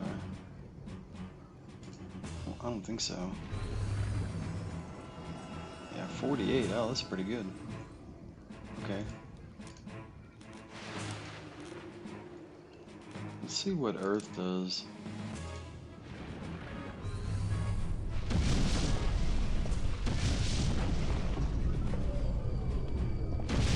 Ooh, 27. That's not bad.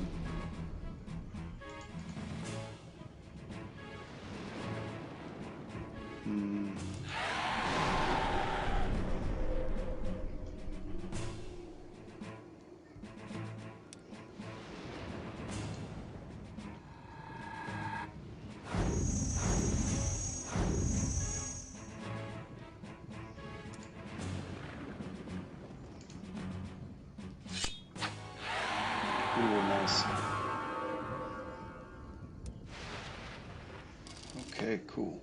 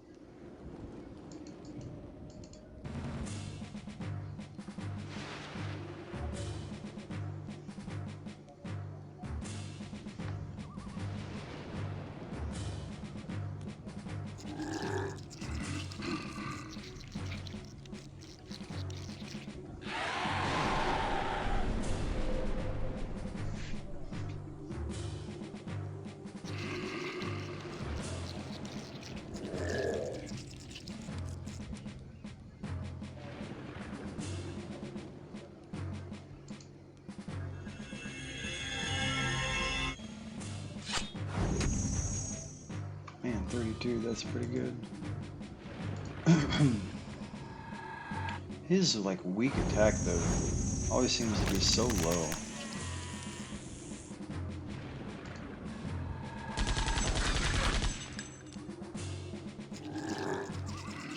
Actually, I wonder if a level 1 can take this guy out.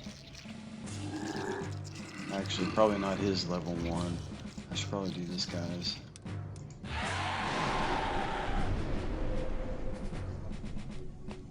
Oh, dang, he's almost dead.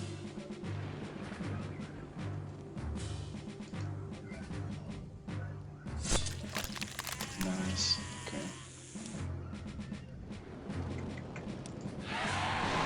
Ooh. Okay, good.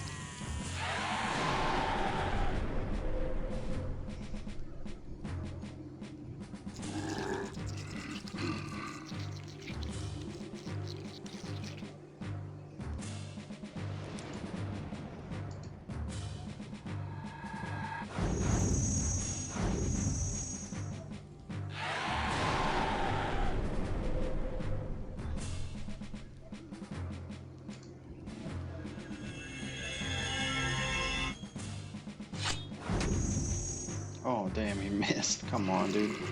So many times when I count on that guy, he misses. It's really annoying.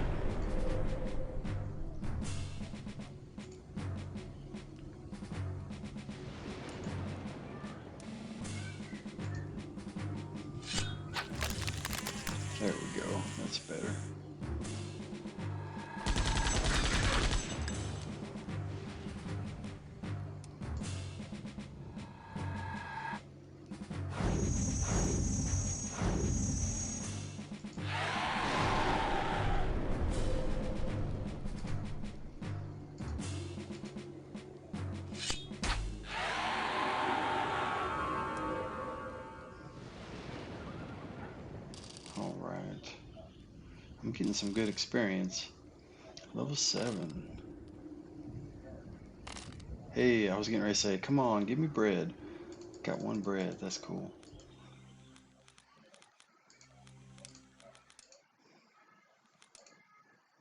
Okay. I've been trying to go on the outskirts a little bit because every once in a while there's like an item laying on the ground. I haven't been finding any though.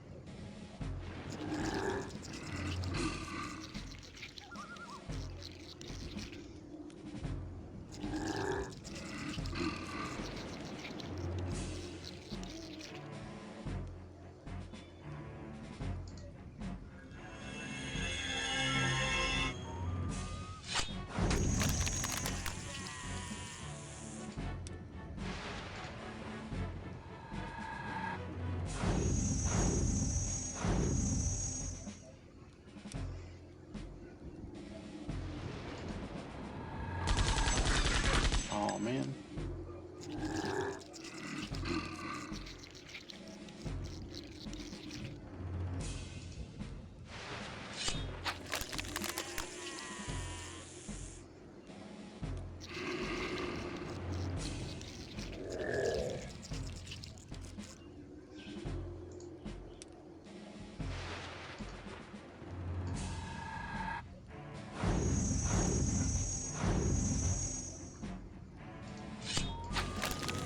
Oh, nice.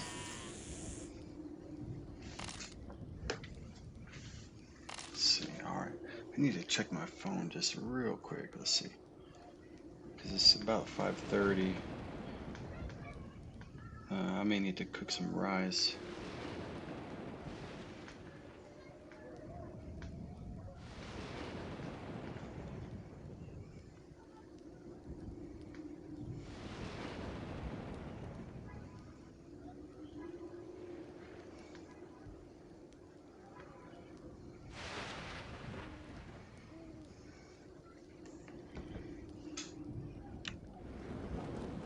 Okay.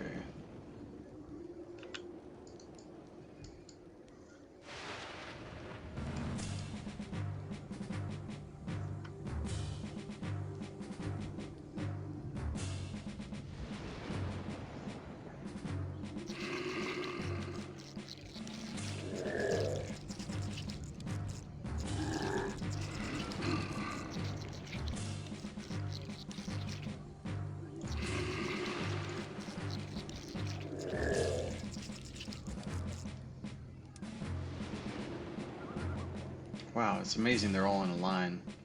Damn, there's 6 of them. Wow, this should be some good experience. Let's just go from right to left, I guess.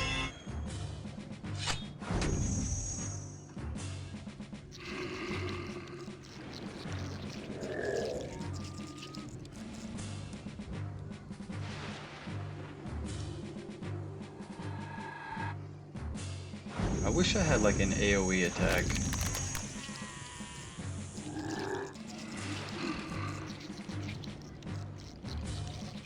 Oh, my bad.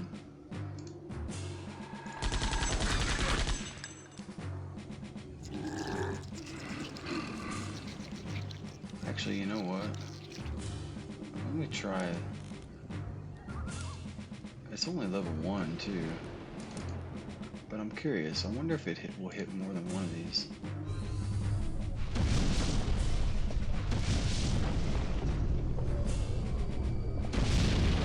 It only hits one. Damn, I wonder what level 3 would do then, if that was already 27 for level 1.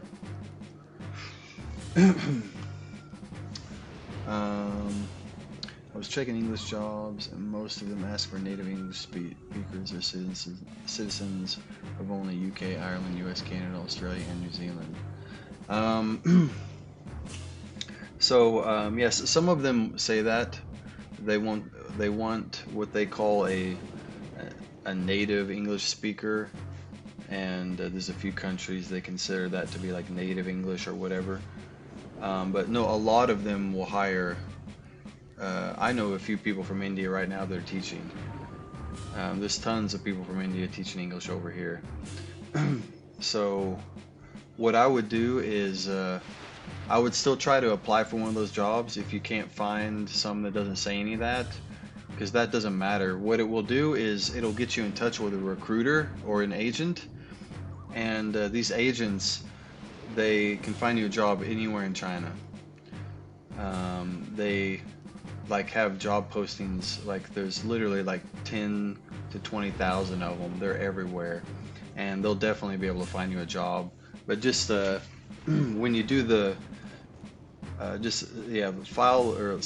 fill out the application, send your resume or whatever, just apply for the job, and it doesn't matter whether whether you're from one of those countries or not, and they'll still be able to find a job for you. They don't just look for one school, they look for many.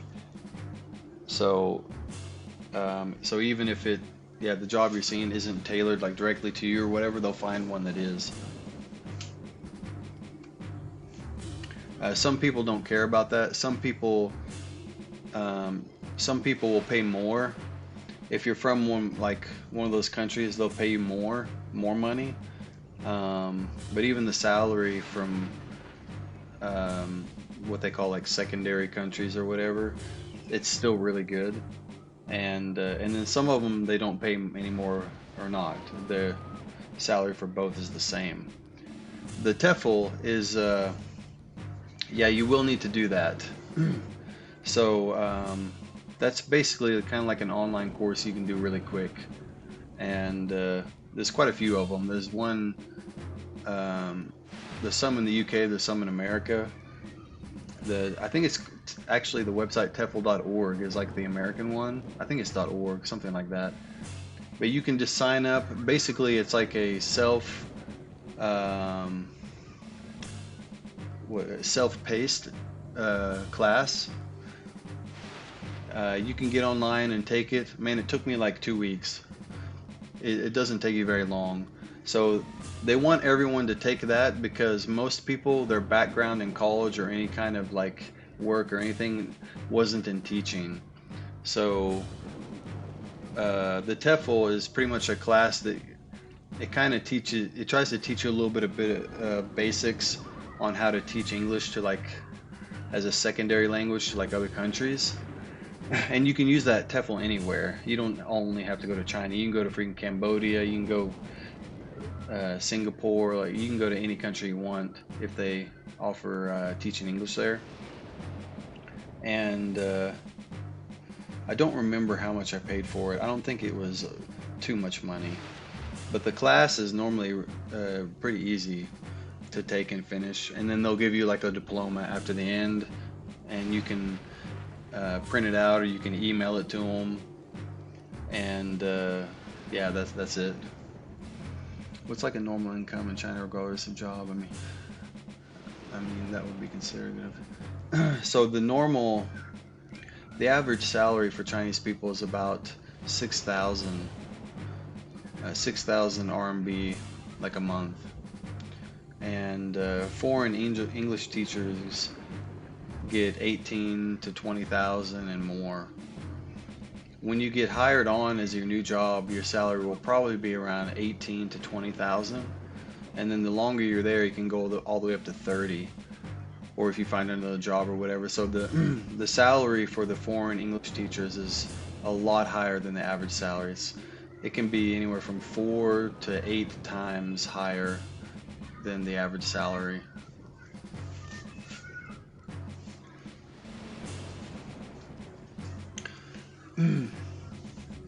So kindergarten is actually the most, they consider, the kindergarten schools here are actually considered the most, or like the highest priority, or the higher priority.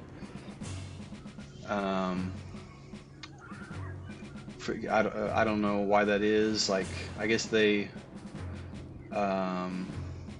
there's just a lot of money in babies here. People always want to have the perfect, smartest baby. So the kindergartens are definitely the schools that have a lot of money, more so than your high schools and middle schools, and even colleges. So if you get a job at a college teaching English, the salary is going to be much lower. It's going to be around 8 to 10,000, and that's because they give you like 4 months off during the year. Like, you have so much extra free time if you teach at a college, and then maybe you only work 2 or 3 days out of the week. Whereas if you teach at a kindergarten or a middle school, high school, or whatever, you're gonna work Monday through Friday. You're gonna be you work every day, and then you only get a month off for summer, or actually sometimes some schools are 2 months, and then only 1 month for winter, and then you get all the Chinese holidays. But if you work at a college, you have they have so much more free time. You get like 4 months off during the middle of the year for summer.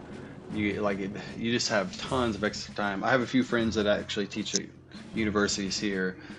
The salary is much lower, but you don't work as hard at all. It's like half the work or less, and you get so much free time to do other stuff. And you're still making more money than the average person. You're getting like about 10,000.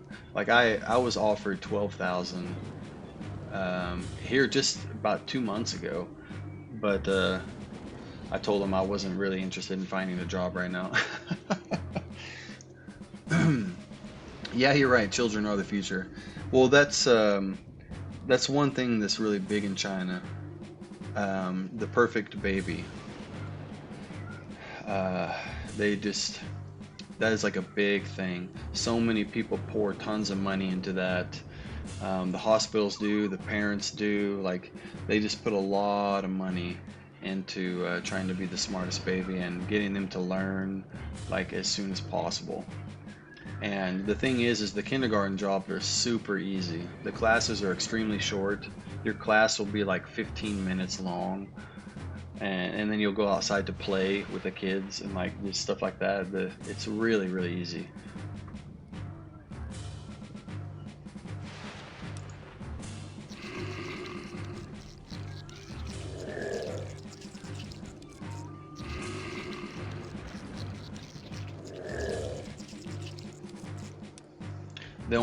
The only extracurricular activity with the kindergartens that some people either like or don't like is that some of them excuse me, if you're at an international kindergarten, or like what they call an IB, interbaccalaureate, or some kindergarten that's like ranked really high, like a prestigious one, most likely they'll make you do like some talent show stuff. Like, you'll have to put on a play with your kids, so you'll have to get on stage and do a play with your kids, maybe once or twice throughout the year. But then you'll also go on like a lot of field trips. So you'll go to different places and stuff like that. Like, the kids will go look at museums and whatever.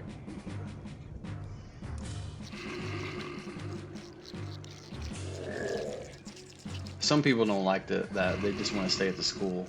But most of the people I meet like that. They like to get out and travel around and get paid for it.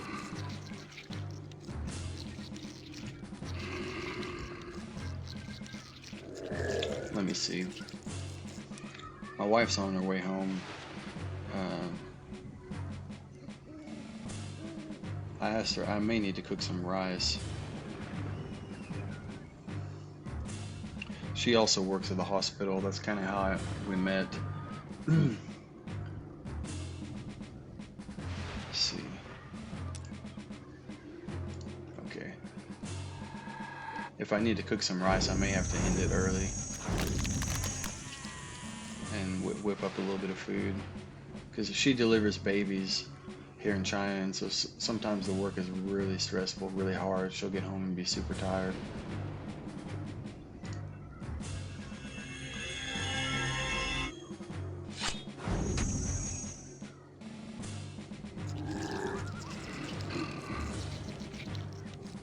Dang, I wish I had an AoE thing to like hit all these people. Doesn't seem like I do.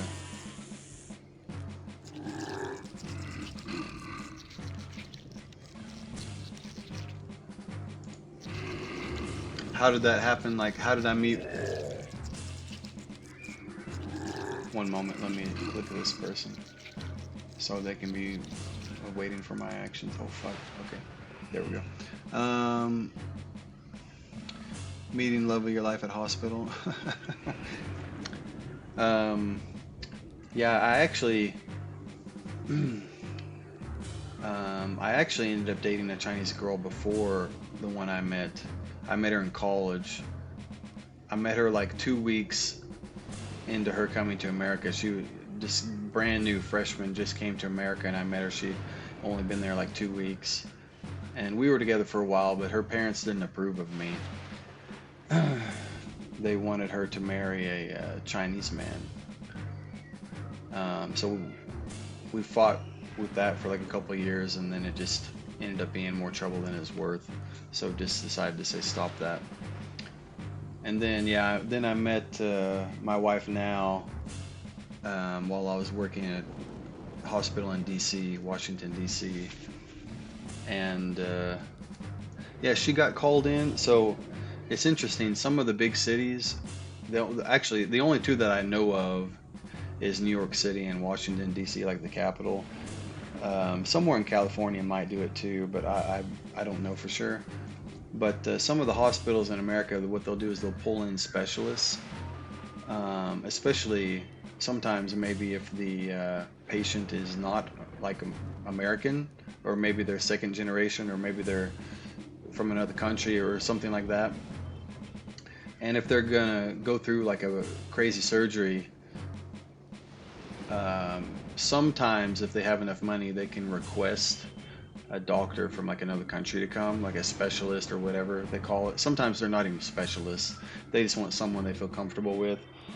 So my wife ended up coming over there for a little while to do like the work, and then I met her that way, and we just decided to come here instead of stay in America.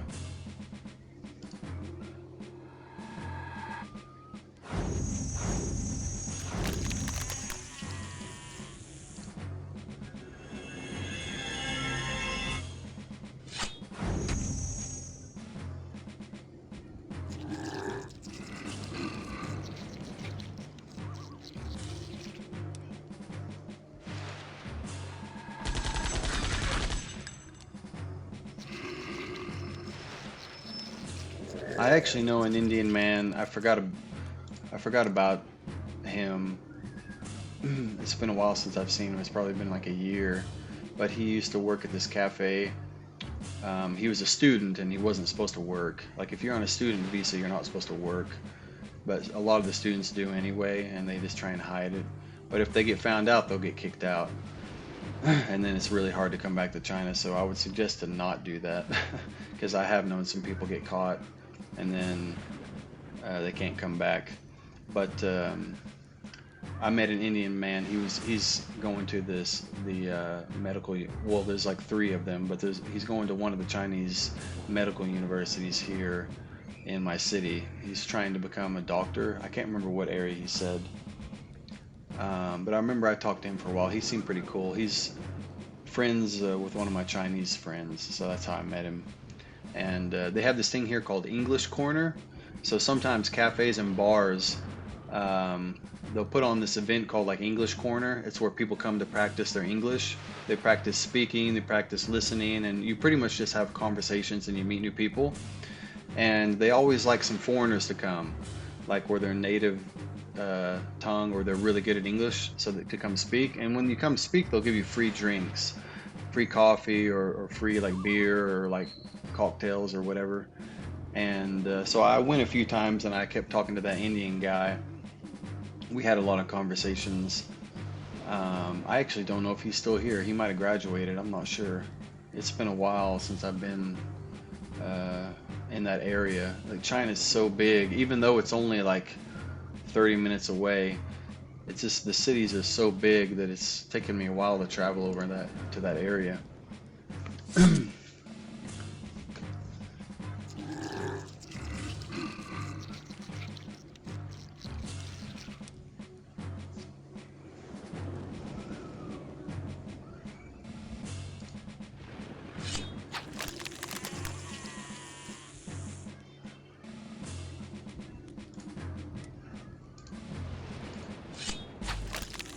Oh hey, I didn't expect that one to kill him. Cool. Alright. Yeah, my mind wasn't really in that battle. Let me check real quick.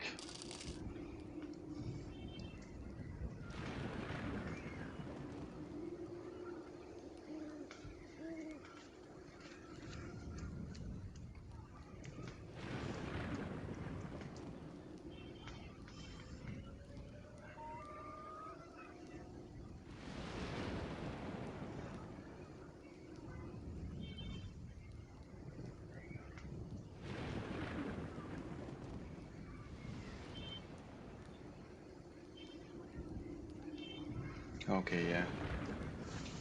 I may have to cook some rice here. I found an Arizona State University TESOL professional certificate course on Coursera. Okay. That might work.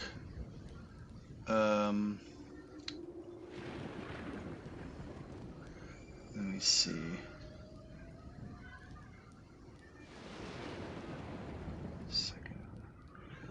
I'll have to look up that might work. That might work.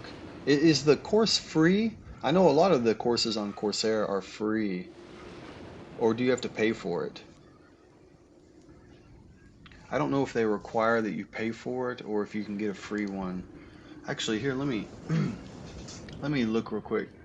I have a list of all the stuff.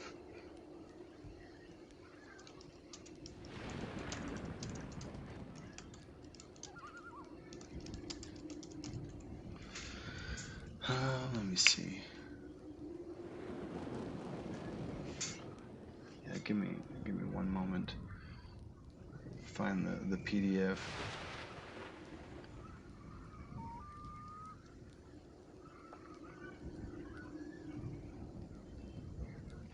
Okay, it says TESOL. Yeah, TESOL's on the list. It can work, but it says it needs to be accredited.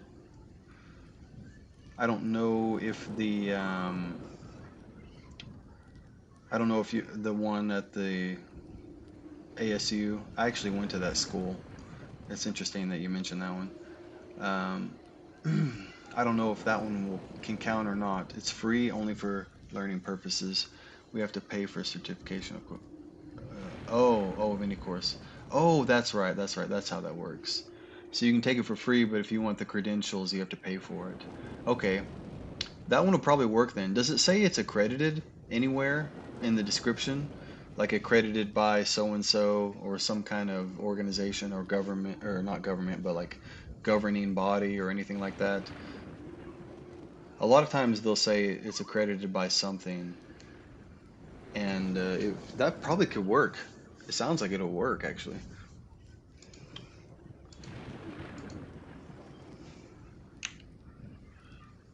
Okay.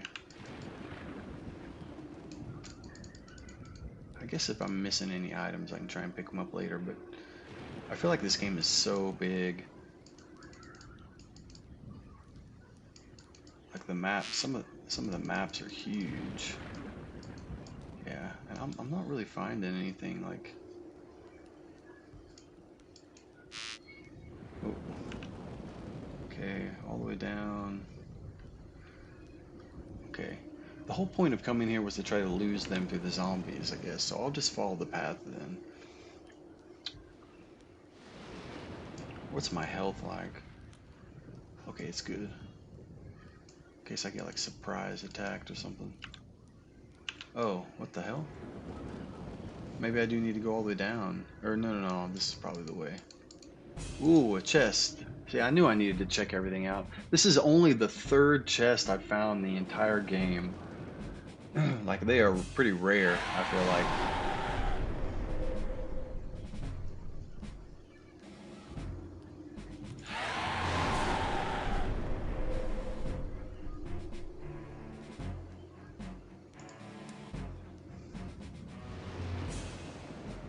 Okay, it's only 2.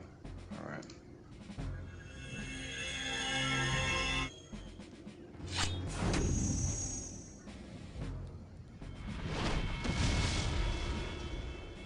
Oh wait, no, there's 4. Holy shit, I didn't see those. Okay.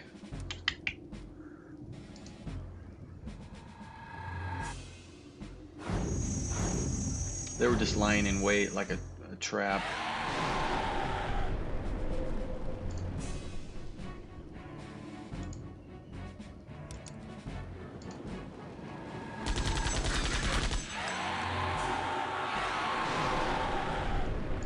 I mean, since it's at a university, the TESOL, it should be accredited. I don't think they're allowed to.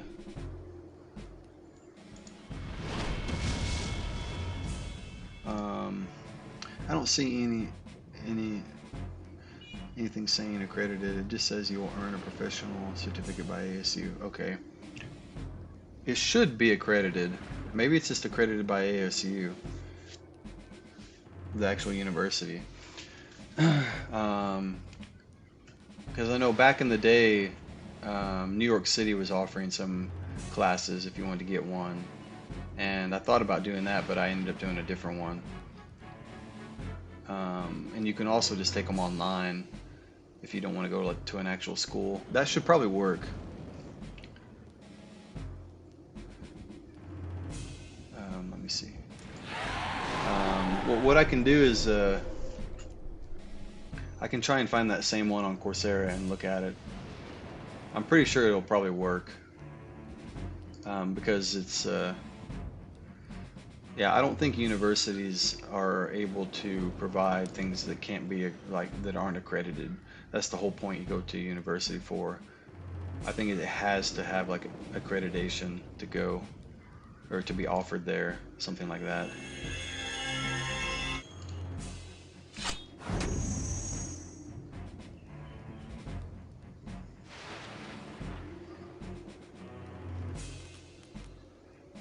I don't know if he can get hit one more time or not. Let's not chance it. Okay.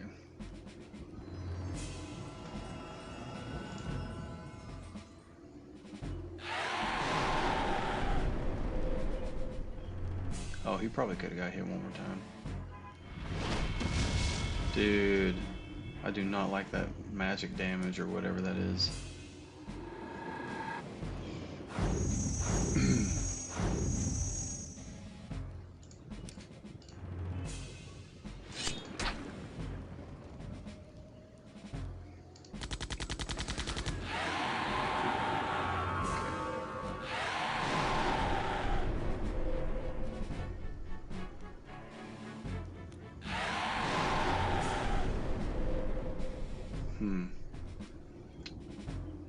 It's almost like each one of them has individual stats. Because that one over here was only hitting for 7, but this one was 12 and that one was 11. Or maybe it's random, because then he just hit for 8. It's probably random. They really like him though. They're kicking his ass. He seems to be the only one getting attacked.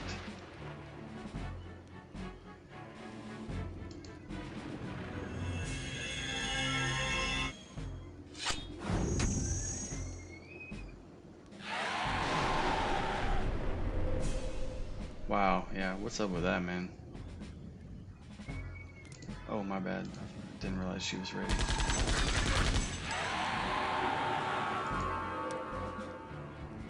Okay. I'm just gonna chance it. Screw it.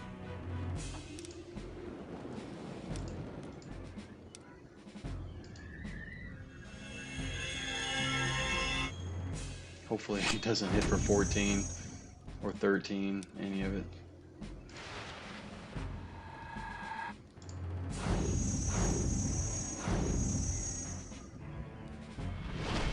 Uh-oh. No, it should be good. Yeah, that one hits everyone, but it's always a little bit lower, it seems. Nice, okay. Now I need to heal for sure. That guy's nearly dead.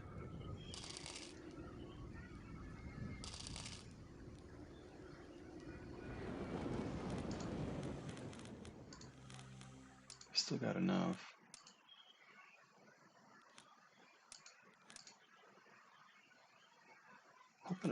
Hope I don't waste these on him and he leaves and... Wow, his health is so low. 67. Okay, yeah, you didn't see any accreditation. I think more than likely you're good. I found another one that says accredited 120. Oh yeah, I forgot. It does have to be 120 hour. Like minimum, it has to be 120 hour course. I don't know if the ASU one is. I forgot about that. My bad. It's been so long since I've looked at this stuff.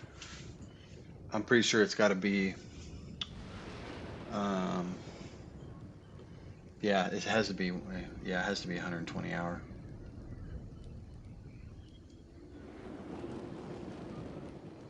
Yep. Only the 120 hour TESOL or TEFL from an accrediting organization can allow you to teach abroad.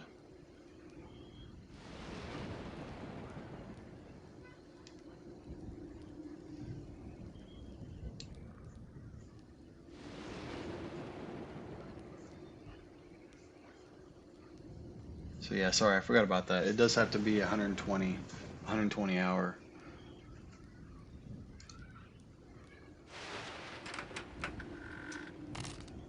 Three bread, one core. Okay, 3 bread, nice. I was hoping for something a little more rare, but it's cool that I got bread. Let me see, okay. Check my phone again real quick.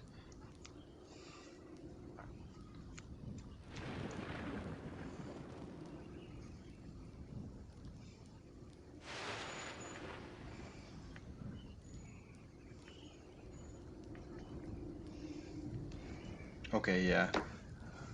Yeah, I got a message. I'm gonna need to cook some food. Cook some rice and stuff. Let's see, save. Oh, yeah, okay, return. Okay, I guess this is good at places I need to stop. I don't even know how long I've been live. Let me double check. Oh, almost 3 hours. Dang, I wanted to play much longer. I forgot I may need to cook some food. Yeah, I'm not even tired yet. I feel like we just got started. I could have played for like 8 hours. I'll have to come back then. I'm gonna have to, sadly, I'm gonna have to end the stream here and load up the rice cooker real quick and then cook some meat. So we got some food to eat and stuff. But yeah, I don't have to work tomorrow. I don't have to do anything on any other like streaming platform. So I'll probably try and stream some more tomorrow. Stream this game.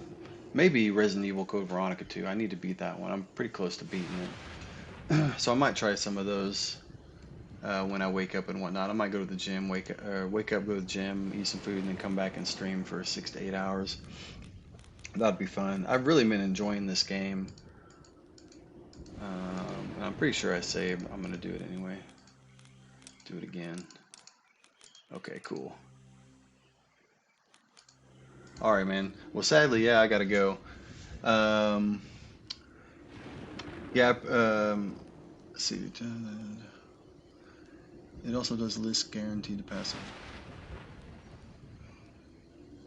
Okay, that's good. Nice, nice.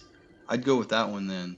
The one that says it's guaranteed to pass the authentication for China. Because, yeah, they will verify that, and they'll put a stamp on it to verify that it's real.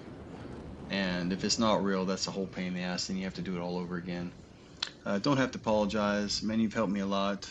Yeah, no problem, dude. No problem. If you have any more questions, you can always like send me some like direct messages or just whatever, and I can try and fill you in if you need any help. Because I know at first it can be like a little confusing, because it's hard to maybe some of it's hard to understand, or maybe you don't know exactly what all you need and how to do it and all that. And I've got all the stuff on lock because I've been dealing with it for so long, so I know how to do all that stuff now.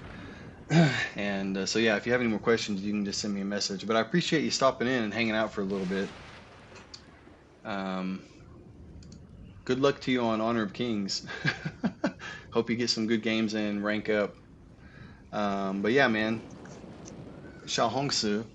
I don't. Well, I listed a Discord.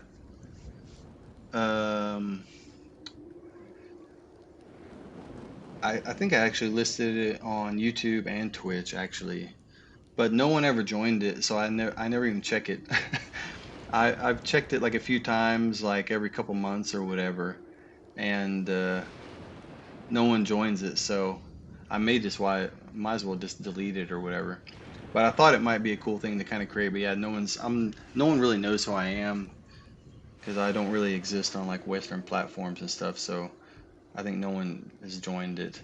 But no, I don't really have the little red book like Xiao Hongshu. I don't have that one. My wife has it, and she has a lot of different things. But honestly, I don't look at that one too much. But I know it's gotten very popular, especially recently.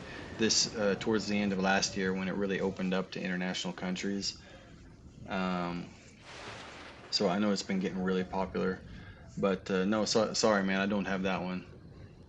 If you want, yeah, I guess if you want to join the Discord and send me some messages in there or whatever, you can. I think you're probably the only person that's joined that. If it's easier for you to ask me questions in there, you can do that. But if you'd want to send me some messages on Twitch, you can do that too. Both is cool. Do you have WeChat? One thing that will really help you out is once you do all that and you do try and contact like the schools, apply for jobs and stuff, they'll want you to connect with an agent, and most of the time they use WeChat. So if you have WeChat, oh, that's right, I forgot. Yeah, Tencent had some legal stuff in India.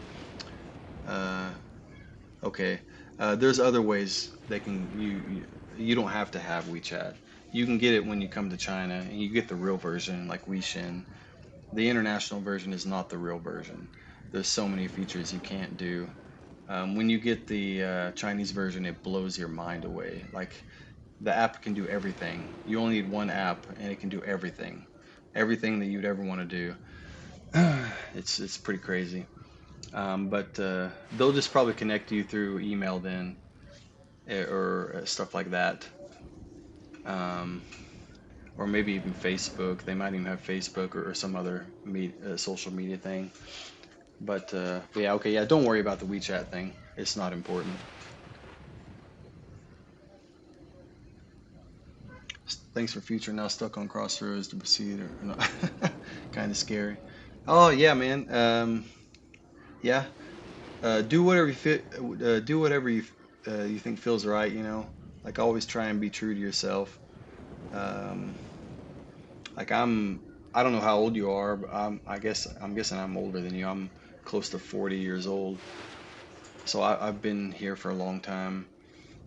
But I gotta say it's been very rewarding, and I really like the culture here. It's been really good for me. So so yeah, I think there's a lot of good stuff here that you don't really see. A lot of the international media just only talks about bad stuff in China and tries to like shame them and everything. but that's not really the case. Like when I grew up in the southern states in America, so everyone hates China, and they always think it's like, they always think they're commie bastards like Nazis and like shit like that. And but after coming here, I learned that a lot of the crap they say is not even real. Oh, you're 23. Yeah, you're super young, man. I'm almost twice your age. But no, dude, I think um, if you want to start traveling and going to other places and like broaden your mind, like become wiser, stuff like that, that's a good time. The younger, the better, because your mind will start to understand like so many things, and you'll become wiser, and probably even land better jobs and just have a better future and stuff like that. So I think there's a lot of good opportunities out there everywhere, really. Um, the only really hard place to go to nowadays, besides China, is Australia, because Australia only hires Australians, and the only way to go there is really for school if you're a foreigner. So you have to go there for school, college as a foreigner, and then get a job outside of college. But almost every job there, unless it's on the high priority list, which a lot of time is like medical related stuff, um, every year Australia, they make a list of the jobs that are high priority, and those are the only ones that they will hire outside the country for. Everything else is always inside the country, so it's hard to go there and like move to Australia. Almost as hard as China, but it's still great. You can go there and visit, and stuff like that. But I know about that. I have talked to many Chinese people on Hello Talk. Oh, okay, cool, man. All right, dude. Well, I hope you have a good rest of your day. You get some. I think you're a little bit behind me. I think an hour or two maybe. But yeah, man. I hope you have a good rest of your time. If you have any more questions, like I said, you can ask me. But I'm gonna have to go ahead and get off here and start cooking a little bit of food here, and yeah, get ready for like a dinner later tonight and stuff. But yeah, man, I appreciate you stopping in and hanging out, dude.